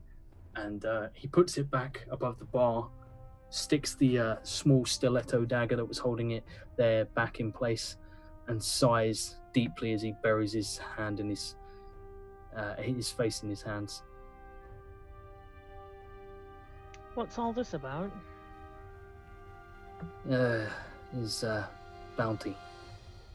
He's not... Usually when a bounty is fulfilled, there's a lot more joy to be seen. It seems as though you've lost something close to you. No, nothing close to me. Just patrons. And if it was completed bounty, well, we'd be celebrating. But that was 4-man party who went out there. Only one has returned, and he's dragging something heavy, uneven, lumpy, and bleeding in a sack.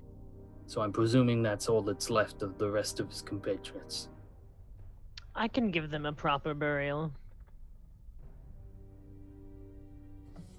If you want to dig graves for them, sure. Don't look at me like that, Gavin.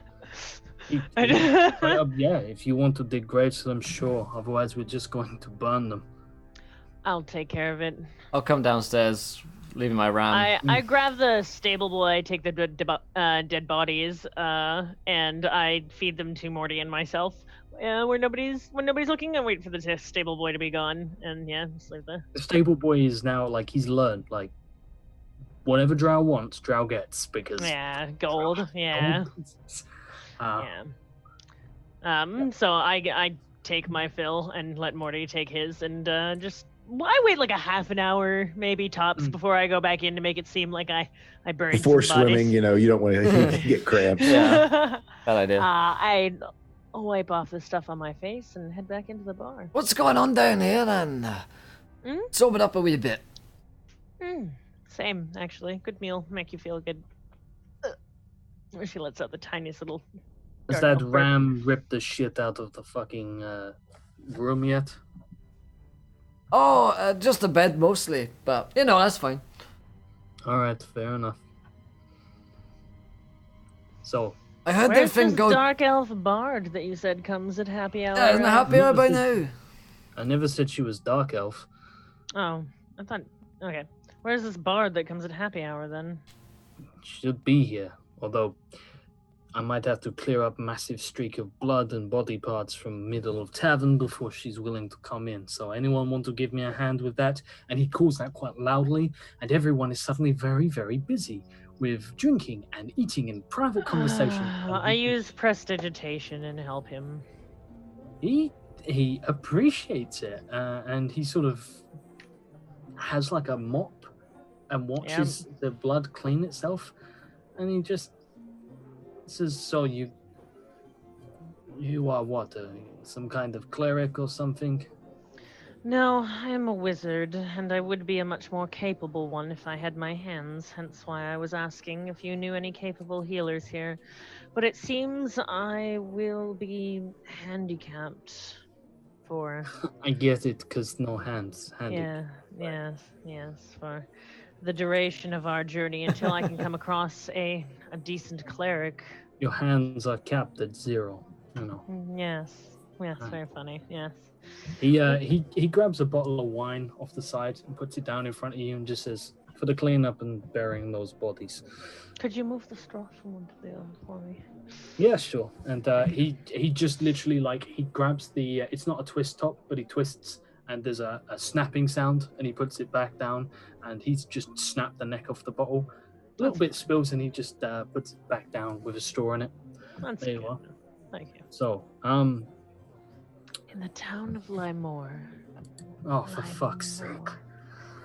It's not very often that I'm stumped, but I find that this is a riddle that is going to haunt me. Limor. Have any of you heard of the town of Limor?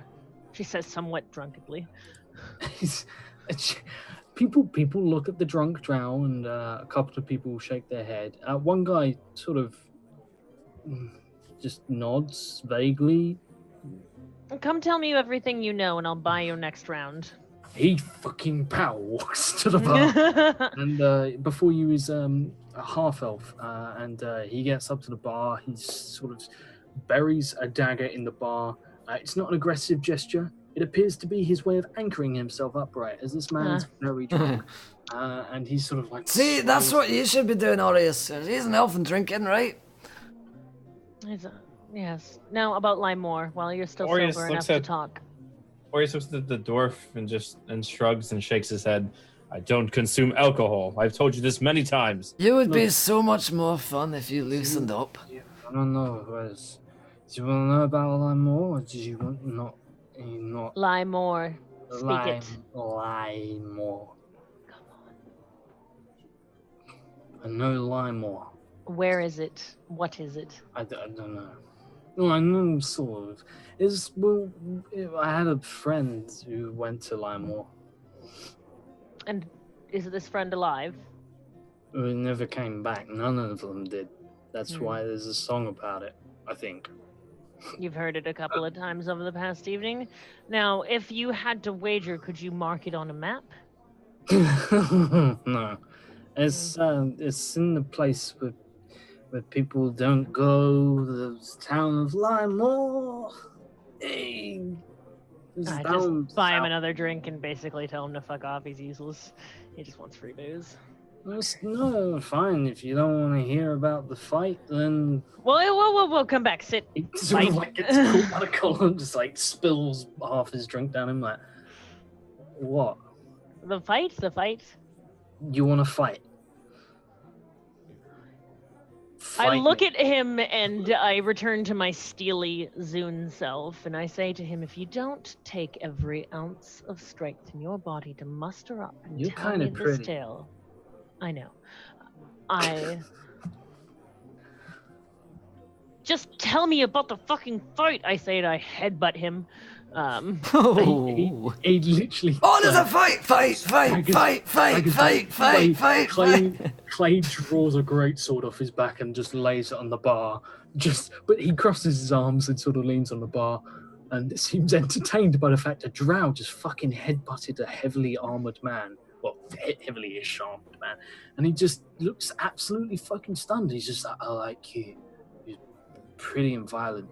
Okay, so there was a town called Limor, and my buddy went there, but he never came back. No one came back. Well, apart from the one. There was someone who came back, but I don't remember who that was. But it was south, because during the war, it was Breckendale and the fucking fiends, and they had to go south because they couldn't. So they was like, what do you call it? And he sort of snaps his fingers and he points. Party? No. He points to Gavin, who's like heavily Paladin? Yeah, the paladin was there. But no, he points to Gavin again and just says, you're an army man, right? Look to Gavin, like a little help here. I was just okay. I'm back. I'm not back from the from out back at the Forge and the Anvil. Yeah, no, I'd give you. Oh, yeah, you wanted to do that thing. I'll get back to you about that in just 1 second. But yeah, my we can dude, go back thanks in so time much if for you those, need me there. brother. The I party's, appreciate it. Reconvened, just about, and So- it says you're a man of fighting. Yes. So when you need to, like, for example, like I need alcohol, but Clay is in my way, and there's this big sword, and he's a mean bastard. But if I sneak round, I could get. I will. They needed to flank the forces. That's the one. So they went. Like a horse. So they went through Zamora in order to do so. Well, they tried to, but the enemy had the same idea, so they hit each other and they hit each other, and then they hear about this. They hear about this place called Limor, which is like far south, and supposedly Limor is like hush hush, but it's a place that didn't die, like everything else. So they go down there, but no one ever came back, and no army appeared on either side to help the other side.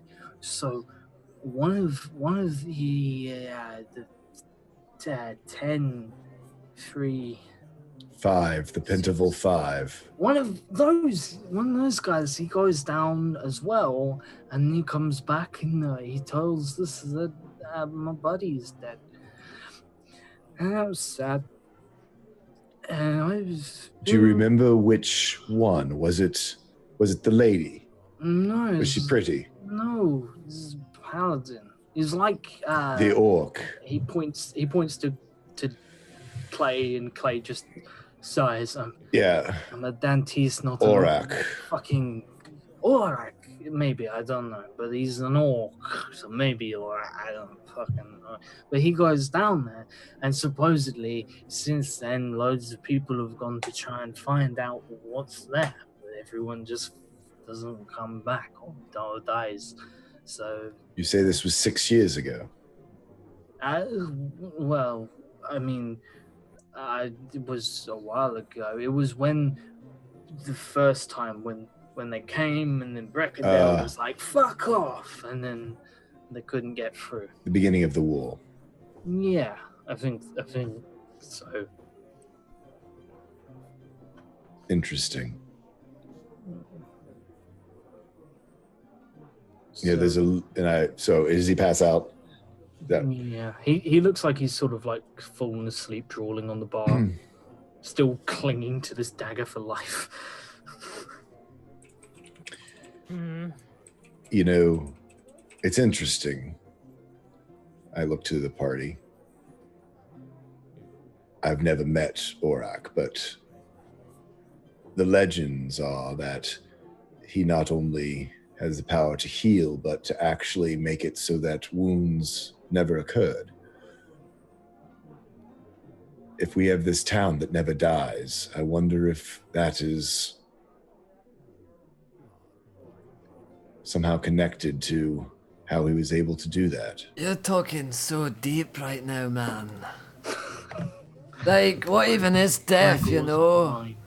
Like, is Kazna even dead? Do you think she's gone?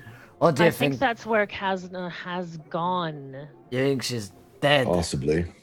That's probably was the part of her soul that wasn't taken.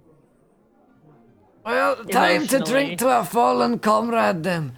To Kazna. She's not dead. I'm sorry, but I would know.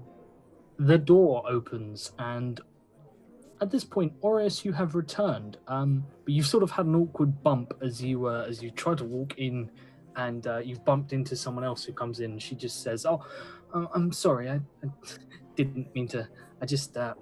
and she walks in and sets up in the corner and opens a small box from which she draws a lute.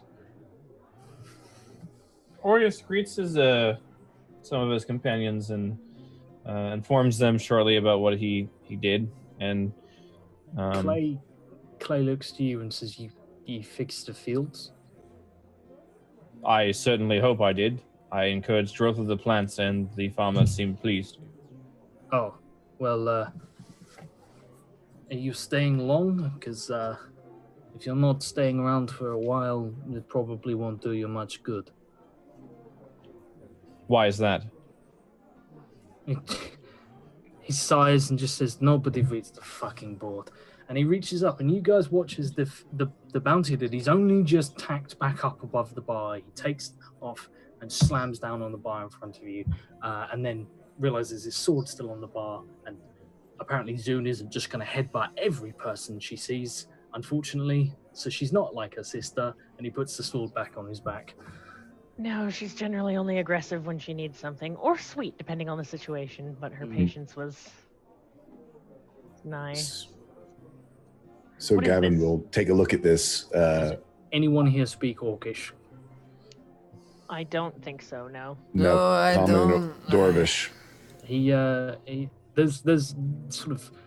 There's money in Dwarvish, in common. There's a 10,000 gold bounty out. What is this? He just says, look, before you fucking say it,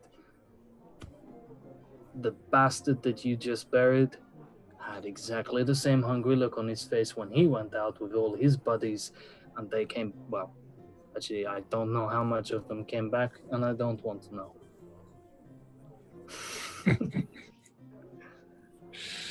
Not enough, I'm still hungry.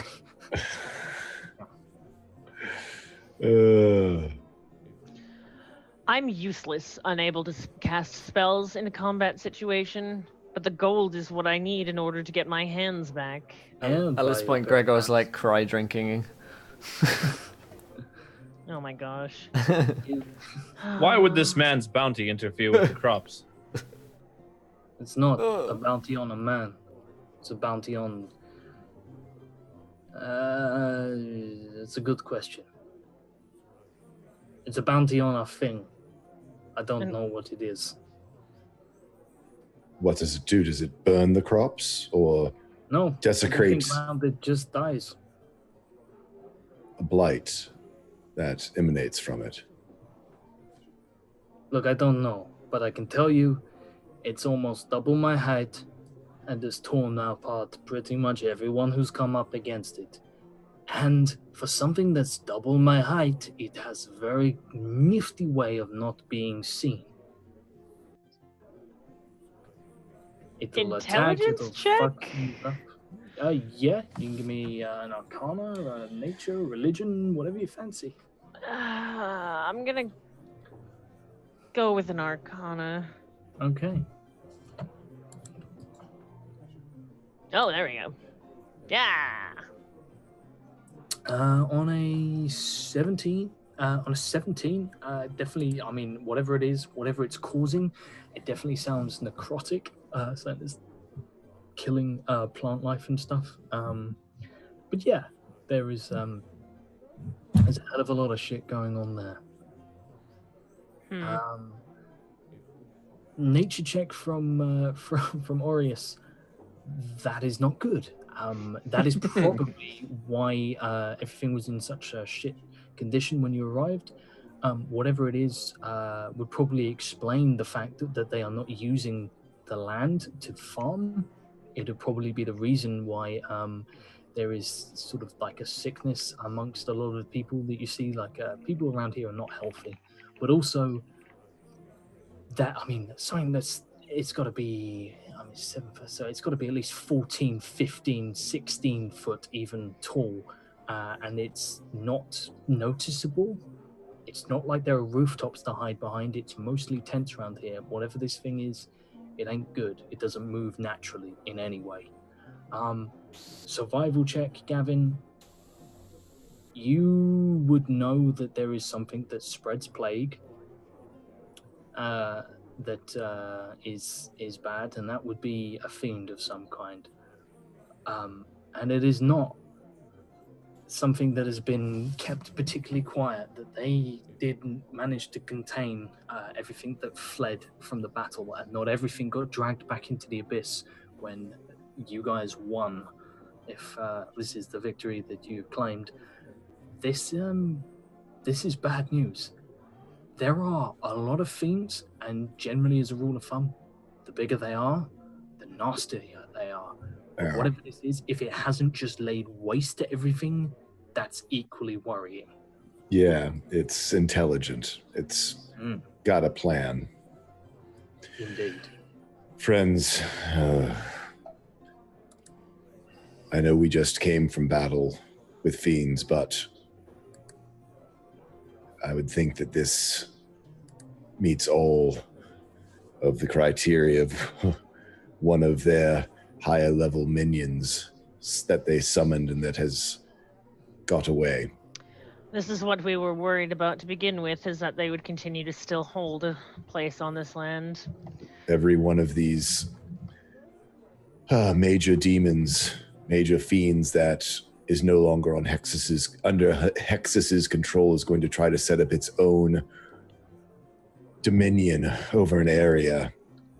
We're fighting one war on one front, but unfortunately I believe we now have many smaller wars still yet to fight. If they're leaving their planes of existence, we perhaps could attack them on their planes of existence there. Do they have any interest in returning?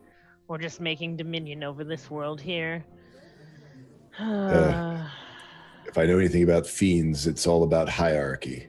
Mm-hmm. If they feel as though they can be the top dog, biggest fish in the pond, yes. Biggest fish in the pond. And they're already here. Let's face it, where they come from, they're probably subjugated by things even more powerful than them. This is ripe for the taking, and look around you. Look at all the people who will hardly be missed. Might as well be, thinking of your pond metaphor, it's fish in a barrel. Mm-hmm. Good eating, quick, easy. I'm going to need a rundown of all of this in the morning. Don't worry, dwarf. Well, Gavin, as much as I would love to help and assist these kind people, because you know the people are what I think of the most. I kind of say, giving an eye over to the bartender for a moment, I am useless without hands. I can cast a single spell. I can perhaps run it down with Morty, but even then I'd be more of a hindrance than a help.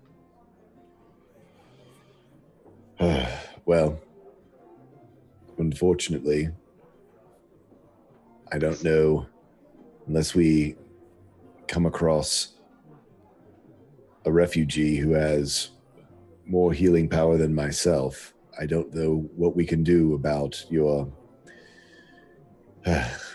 well, I can reckless grab for that book. I can be bait at least. Let's go and do this then.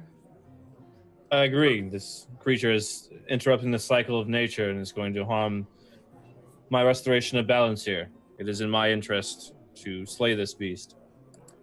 There is gentle music has started playing in the corner as the bard has arrived, but you also have bounty before you.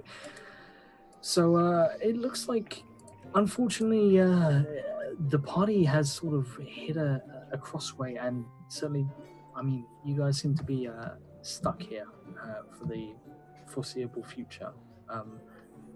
But Clay just sort of sighs and just says, look, if you honestly think you can have a good crack at it, I'd give you a couple recommendations. Firstly, I don't know what to do about her, but Gavin, you're pretty nifty with a,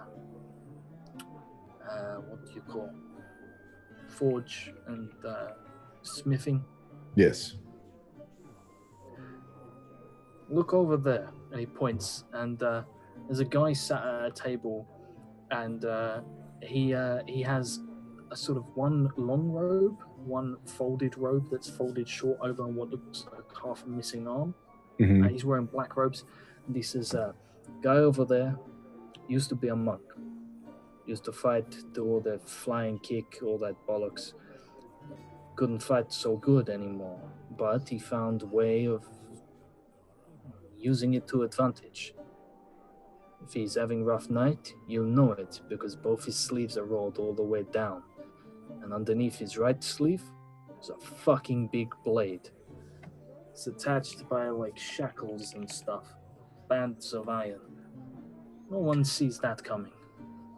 Very true, yes. I have seen prosthetics, both practical and deadly.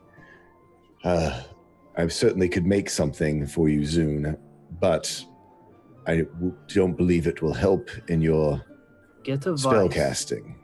Get a vice. And attach wand to end of one stump. It'll do. This is true. But Don't know if it'll work, but fuck it, worth trying. It's either that or you put a couple of daggers on the end of this, and I'm going to become a warrior like my sister. All that I would pay to see. Hmm. In fact, I'd pay to see you two fight. You would not want that. I would destroy my sister. Oh, you and me both. I was going to kill your wife, but I think I'd be doing you a favor. I'd like to see you kill my wife. Mm. I'd also like to know where my wife is, which is worrying. He let on that he emotionally cares for her. I still will kill her then. Excellent. No, he looks worried that he doesn't know he looks like he wishes he had eyes on his wife. He looks concerned. He said a lot of stuff today. yeah, the rogue wife, our wife that's a rogue. The He's looking around. Hear that stealth music sound effect go. She's behind you right now. He straight up looks around. I looked at Gavin like. I was gonna say, do you have a wand? I do not have a wand. Yeah. So dagger me up. I mean, certainly I could, go and see what I could cobble together. You could perhaps put metal-fitted caps on the end of them. I might be able to do some damage. It's been a while since I've done hand-to-hand combat, but... You just brought in a bunch of corpses, right? I presume they still have some kind of equipment on them. Check them over, see if there's anything worth salvaging. I don't do magic, but my wife does, and I know that there are rules and stuff with this, but I'm sure you could borrow some magical shit. I go over to the bodies of the stable boy and make him dig through them with me, just because it's amusing at this point to see how much he's willing to do. Yeah, he fucking 100% is fine with it. Yeah, I love this kid. He's got the heart of a drow. My kind of guy. Do it for coin. Yeah, I'll give him another silver piece out of pity. And just like Clay just looks around and just says, "Who the fuck is paying for everyone's rooms?" I paid 40 gold. That's the rum. No, Gavin said earlier that we'd be getting rooms, and I assumed I gave him coin. Okay. Oh, cool. In which case, he just says, and you hand him coin, and he just says, "All right, finally, I can stop pretending to be nice to you all."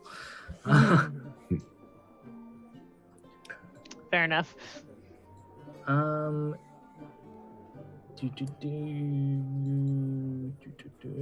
Right. Here we go. So, Zune, you find... Oh, that's... Where are we? You find a... That's a W at the front. That's not and also, you will find... Where are you? Which is a really risky thing to give a party like this, but it's something you will find. Because, fuck you guys. Such trouble. They're ready for it. Yeah, so ready. It's a book! Oh, fuck! We love books. Oh, I know that weapon. Yeah. That's actually a weapon in my campaign right now as well. Indeed. And just because I really like the idea, we're going to throw in a belt of dwarven kind as well. A what? A belt A of belt? dwarven kind. Dibs on that one. It's actually less useful for everyone other than dwarves. It basically makes you more dwarvish, and I really want to see someone wear it. Can I roll an Arcana to identify them? I guess. Yeah. That's dwarven, that is. Everything is dwarven to you right now. Is dwarven. Am I wrong? Is anyone wrong? So I will give if I'm able to identify the belt, I'll say, Gregor, here you are. This will do you a world of good. Okay. Gavin, I come up to you with a dagger and a wand, and I say, if you can find some way to affix this to me, I believe that I can be somewhat useful, or less useless. I believe we could come up with something. which is your main hand, which you would be using to stab with. Which one's your stabby hand? This one is the stabby hand, and this one will be the wand hand. Zune, can you give me 2 wild magic surges? As the second you have picked these up, you cause 2 wild magic surges. Is that a D1000 or D10,000? Roll 1D. 2 D10,000s. 1, 2, 3. Roll. Oh, that's high. 1D, 1, 2, 3. Will, would you be able to check them for me? Yeah, sure thing. Yeah, and Hands, beautiful hands. Stabby hand, one hand. Well, in the Underdark, Zune is, trying more to be useful than usual, because in the Underdark, if you were handicapped in any kind of way, you were just genuinely put to death. So she still has that childhood fear, I guess, of being useless. So she's like, no, I'm still good. Just attach it to my hands. I'm good. I'm ready to go. okay. The second you come back, and the more you're talking, the more strange and distorted your voice sounds. Its target's voice sounds oddly artificial and disturbing. Bleh. Bleh. Hi. Bye. What? The other one is so good, but worth keeping. Please. Please. I do not like when my DM fucking laughs in that manner. Dear fucking God, I cannot wait for this. I know exactly what I'm doing with that. Let me just put this. I'm saving this on your character sheet so I know. I'm gonna give this copy of this to you, Will. This is for you. There you go. Thank you. And I'm gonna keep the wand and the dagger for myself. Yeah, and Gavin, we'll see what we can.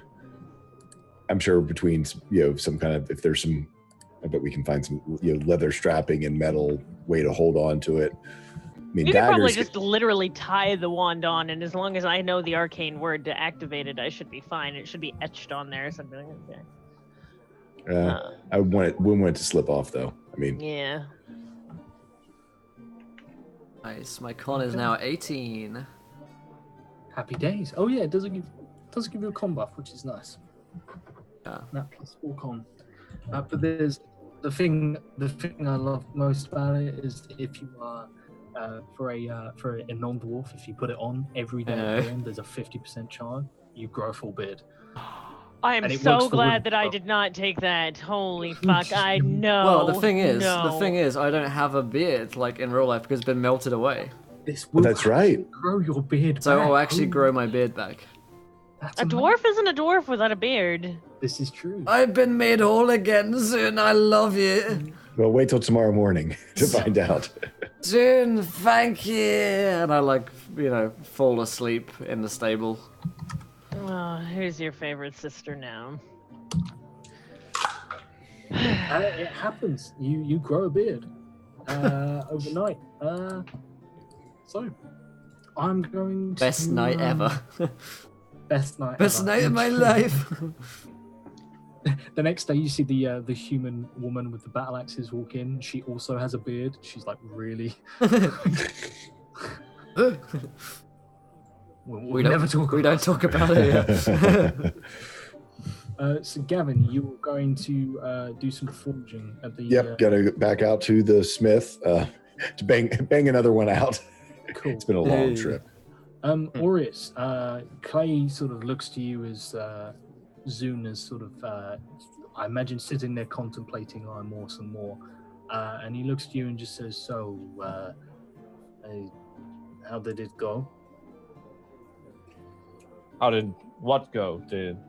Well, you fucked off for a bit, and there was peace and quiet, and I actually enjoyed it. But you're back. I encountered 2 orcs who owned the farmstead. I made approximately a half-mile radius of their land be fertile and produce twice as much yield. It will do this area great good. I am sorry to hear that there is presumably a fiend corrupting these lands. I will try my hardest to take it upon myself to cleanse this land of that. You're not so bad. You come from a place that does what's that thing you druids and wood elves like so much? It's not here, it's another place. Elysium, No, not this world. Oh, the Feywild. Yes. Yes, I was raised by 2 Fey as a child. I've been to the Feywild on numerous occasions. No shit. What's it like? Very green.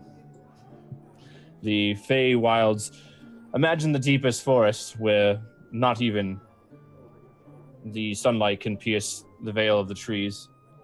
And instead of sunlight, there is a purple glow amongst the shrooms and the foliage of the forest. It is here that dryads and satyrs and pixies roam. You know, if anyone else had said that, that would have sounded pretty beautiful. But you just have a way with words that sucks the joy out of it. But sounds nice. It's very lovely. Look, I don't usually do this, but you seem to honestly give a fuck, so I have a favor to ask. Sure, certainly. You're a druid, right? The last I checked, yes. You know those over at the New Free Fields Coalition. Misguided brethren of mine. What of them? Well, they have all the food at the moment. Well, no. Okay, look. They have a lot of food at the moment. We don't seem to be able to grow our own. So until someone can kill whatever the fuck it is and we can start surviving ourselves, we need someone to treat with them and see if they will supply us with food. Problem is that Breckendale is currently massing troops and stuff, so it's difficult getting it here. But people are willing to pay. If you can sort something out, maybe open negotiations, you'd be saving these people. My brethren are severely misguided. They're withholding food from the land for the local populace, something not very druidic at all. I will gladly tend with them, but I can make no promises as to whether or not I can make an arrangement for food. Look, don't travel alone, my recommendation, and don't fly over Breckendale. Trust me. I'm well aware of the human's ability to identify a foreign druid and shoot it down. I'm sure they are... just shoot everything down. It's not just We got a foreign druid in the sky. Yeah, take him down. Over. It's messenger ravens. And a ballista. But it's messenger ravens, it's anything that cutting us off. Most people think they're probably going to invade, but who knows? Sounds more like Breckendale's shutting down its borders so that it can amass an army. Still Or good. perhaps... Well, they've always been very isolationist in there. Even towards other humans, I was not exactly welcome there. The elves used to do such things, close themselves off from the rest of the world so that they could live in peace and harmony, but I don't think that's what these folk are doing. Anyways, how's this coming along? Squall is going to... Gavin will vanish, I presume, to go do some smithing. Yep. So, Gavin heads out, tries to, if any materials that he might need to gather that he doesn't have in his own thing. He has some copper and things like that he could use to make it so that it's sort of a bit finer and not going to be quite as, certainly against your skin, so it's not rusting and things like that. But Zune, you're probably going to have to wait for, considering he's got to work the metal, forge it, heat it, cool it, all that stuff. It's probably a night for rest. Same for Aureus. So I guess it's probably just going to be Gavin up late at night. Clay's forge is like a man shed. He has locks on the inside doors. Mm-hmm. This is his retreat, go away. And, Gavin totally gets it. It's like, yep. Just let me do my work. And as I said, Gavin, he was a smith for the first 30 years of his life. So this is the familiar, it's almost like, for some people like cooking or knit, we were saying knitting before. I mean, this is, getting the forge going, all those smells of the forge, hot metal, quenching metal, and, the sizzle of metal, and just sort of also, getting to kind of just work some of those old muscles out. We've been traveling a lot while we did do some fighting with each other, mainly against books. It's not the same idea as, for Gavin is swinging a hammer and, bending metal and, just sort of doing some brute strength workout-ish for him. So it calms his mind and just sort of, again, as I said before, it kind of opens his mind to, either Cuthbert or the Raven Queen, or just, it's been kind of tumultuous. And so it's nice to sort of have that quiet, familiar space. Did Gavin tell the party he was going to go to attempt to forge something for Zune, or is he going to repair his armor again? What did he tell the party? I think I just sort of went out and started doing stuff. I don't think I still have work to do on my armor as well. And then also I was doing work for Clay. So I probably didn't necessarily mention anything at this point. I know you're going out to the forge though, to work, correct? Yeah. Before you leave, Orius will ask Gavin whether or not he wishes to have some guidance in his labors. Sure, always. At which time Orius will place a hand onto Gavin's shoulder and cast guidance. Okay. Yeah, that's awesome. Thank you. I would do that before I would retreat upstairs into reverie. Okay. So I presume, Gavin, while guidance is fresh, some Smith and rolls. So if you give me 3 real quick, bish bash. Oh wait, actually no, you've already done. Yeah, just give me 1 because you only really need to work on zooms. The rest is sort of the upkeep. 15. Okay. But didn't we say I had advantage on these because was with the real forge and real anvil? Or you're not going to give me the nat 20. That's fine if you don't want to. No, you know what? All right. It is something that I wouldn't be accustomed to. It is building something new and not me doing like horseshoes. You are building something. You are building something. But I mean, after a while, it gets quiet. People seem to sort of like die down, and it's just you alone with the forge. Okay. Yeah. He's just sort of thinking and just like, what do you have to tell me? There's a long pause. And finally, the voice says,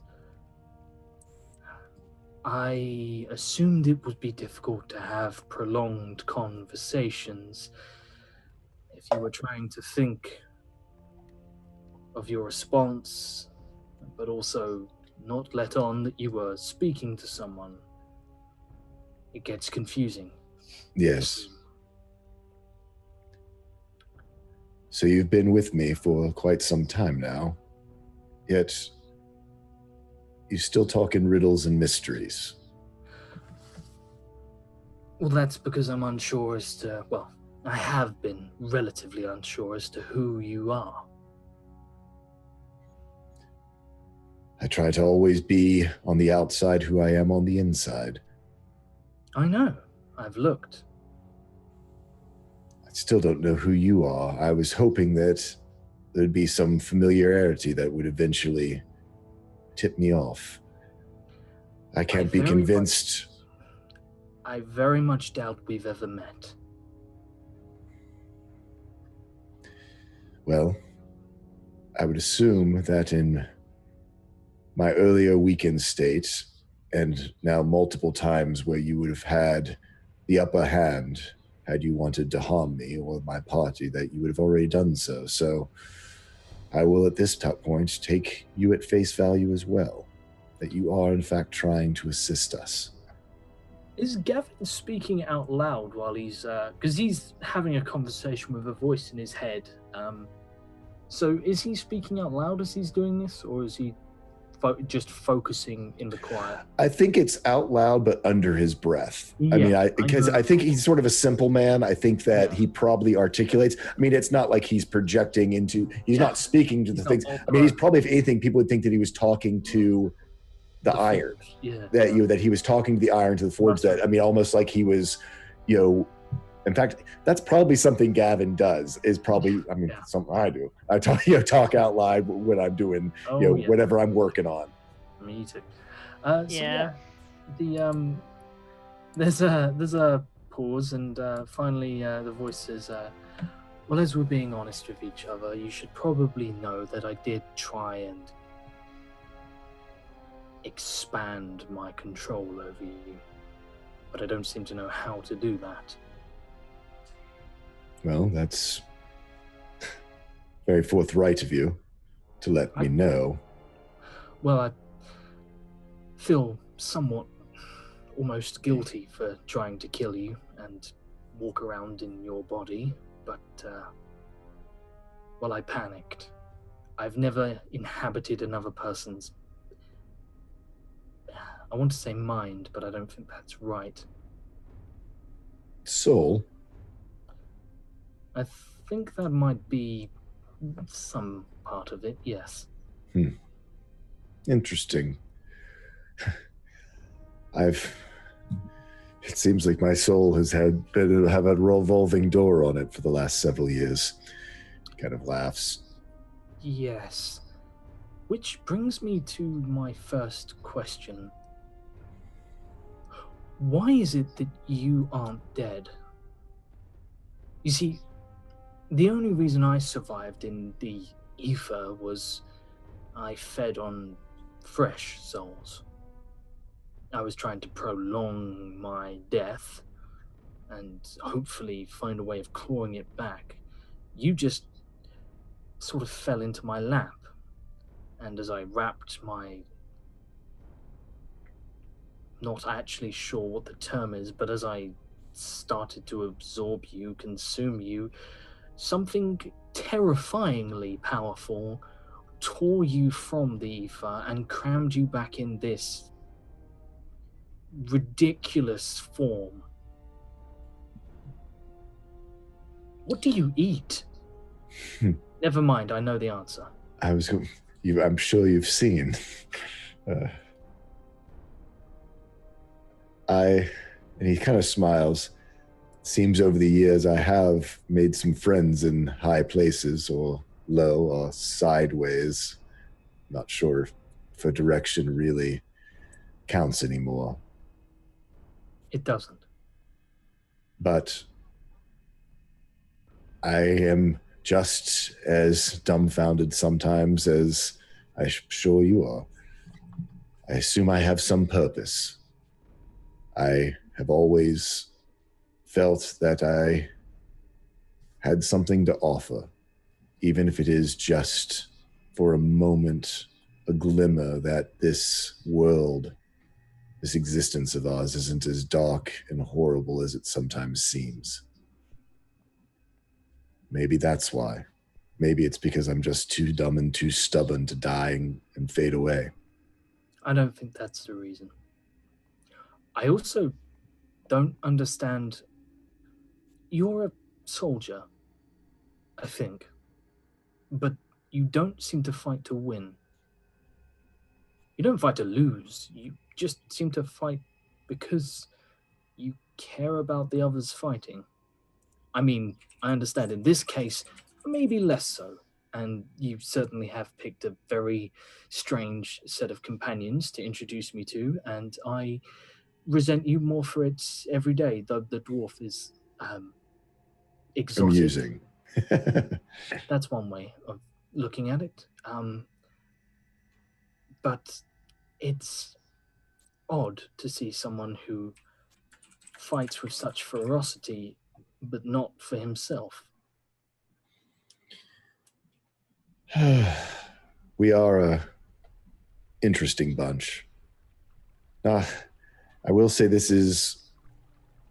I thought my last companions were the most interesting I would ever encounter. And then I joined up with the Raven Queen, had me join up with the Returned, and then I thought that would be the most interesting group, and then I now find myself with a druid and 2 drow and a dwarf who is exotic. But you see, and he looks down at his tools, not every tool gets to be the hammer. You know, everyone thinks of blacksmiths and they think of the hammer swinging on the anvil, and that's what it's all about. But some people are the tongs. Some people are a foot clamp. One of the least exotic things at all, but one of the most useful. Some are the vice that are all about strength, but don't have a whole lot of other purpose other than to just hold things steady. You see, in a world like this, you can't always just have a world full of hammers. You can't even just have hammers and anvils. You've got to have people of every type, every tool in your toolbox. And that all sorts is what I fight for, is that every tool deserves a chance. Do you honestly believe that? I think you know I do. And I also think that's the reason why I'm back here and not floating in the ether being consumed by you.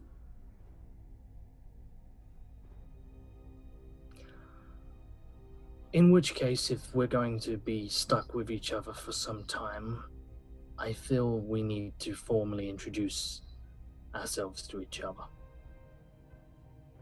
I would appreciate that.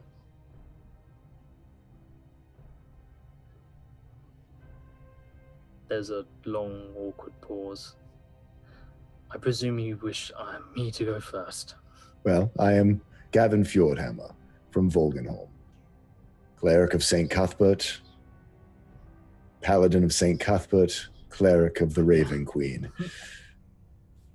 I have a necrotic hand, and I have a smithy that I'd love to go back to one day to retire and maybe, I don't know, just keep the fields clear of granite and the horses shod. That's me. I'm a simple man. Try to keep common sense in my head and hope in my heart. For some simple man, you've certainly lived an extraordinary life. Very well. I don't have a long and fanciful name. Well, I do, but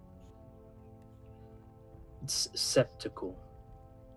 Septa. You know, I've honestly forgotten. It's been so long since anyone used it. My father gave it to me when I was born. It means the six-horned curse.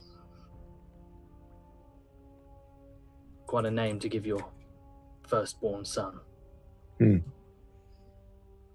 But that's, I guess, what you get for being born a tiefling.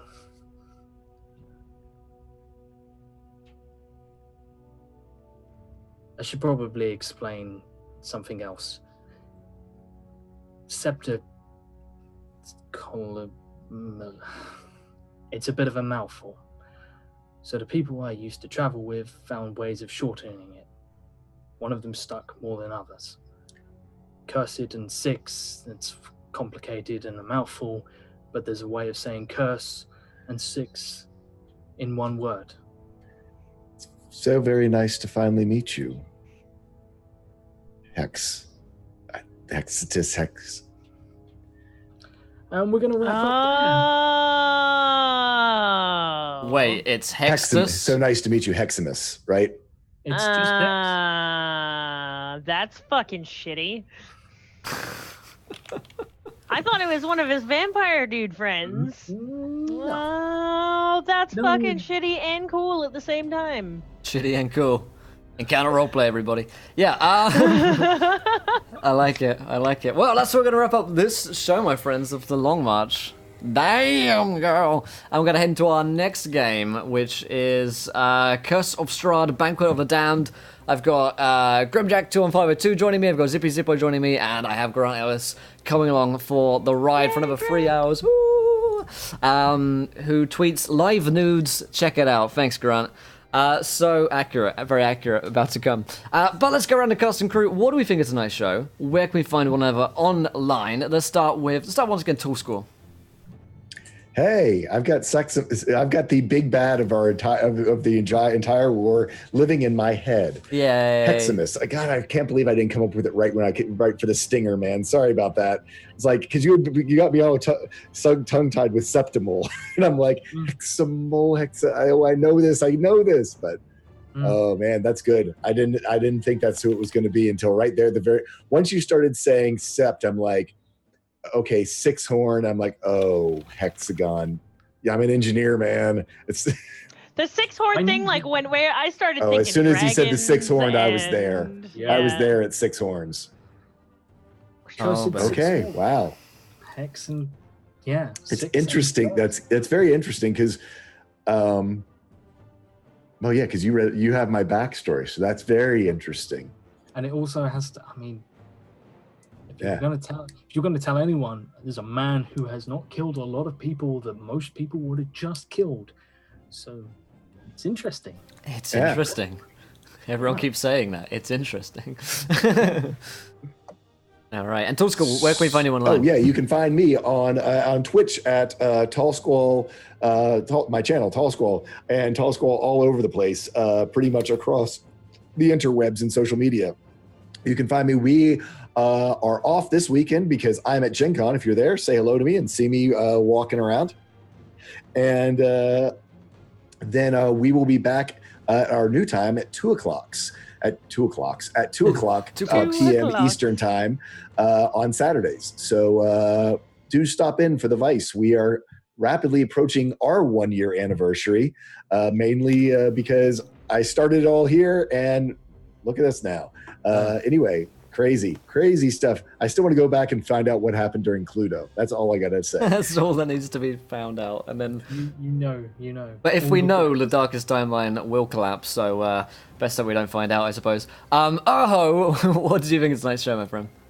I had a lot of fun. Aureus is kind of finding himself in an area now that he feels as if it's what he came here to do. The safe space. He's finding yes, he's in a safe space now. He's got nature around him. He can start restoring it. He heard there's a fiend in the area that's kind of causing these crops to die, and well, he feels himself in his element now, and he's found himself a purpose. So he seems to be doing quite a few good acts, but I think it's because him being a neutral character and seeking balance, he wants to kind of set the wrongs that he did right in his mind. So yeah. Not as selfish as he was the past few sessions. So you can find me at Airho TV, at Twitch, and on Twitter. Fantastic. Laurelania. Zune is really questioning her decision to grab lava. This is the first time I've ever played a character without limbs, so it's frustrating. It's very frustrating, but I think it's kind of making her a little bit more dependent on her party and a little bit more amicable, I guess, because she needs other people as opposed to being the selfish cunt that she usually is. So that's fun. Yeah, no, actually, Gavin, believe it or not, is starting to respect Zune and how she is handling herself, which is kind of unexpected for Gavin as well. It's cool. I think it's really awesome what you're actually kind of doing with her and the way that you're handling it. I didn't mean that. That's what he says every time. Yeah, and I mean it's great. I love the fact that there's puzzles and things in this. It's a campaign that really makes you think, as opposed to just here is monster, go get monster, monster dead. And those are my favorite kinds of campaigns. And the fact that this thing is just ripe with necromantic appeal is it's right up my alley. So this I have to say, this is my favorite campaign to play in right now. It's definitely the way to go. So feel good. And you can find me at Laurelania on Twitch, Maitia Zimmer on Twitter, and Laurelania on Instagram. And you can see me at Gen Con. I'll be there as well. You'll be able to find me. I'm notoriously loud at conventions, so if you hear a loud female, that is probably me. And good evening. Good evening, indeed. Josh. last but not least. Yeah. No matter how charming she may be, no matter how many nice things she may say about my campaign, you still have no fucking hands. Fuck Hey. you. Sorry, couldn't see You that. fell just out of saw a stuff. chair. I did fall out of a chair, but at least I got to pick myself up with the hands that I still have. But no, it's been a lot of fun. I've been secretly messaging Torschool every now and again, and if you go back, you might even see some wonderful little times where Torschool was midway through a sentence and a voice in his head interrupted him, and he got really confused, and then had to roleplay it on. Yeah, it's been glorious. So. Torschool, you've done a fantastic job. Zoom, fantastic development. I'm loving it. Arrow, I'm loving the fact that you're now in your element and can really do some good here, because these people, fuck me, do they need help? And hey, Will. Hey, buddy. So that's Hey, I got some deep character backstory going on right now. yeah. I tell you what. Sounds like Gregor has secret feelings That's for people. dwarven. This is dwarven. I've got a belt. Here's my Hey, beard. he got white girl wasted and cried over a girl. That's the most emotion Gregor has ever shown. That's the most dwarven he's ever been. It's just.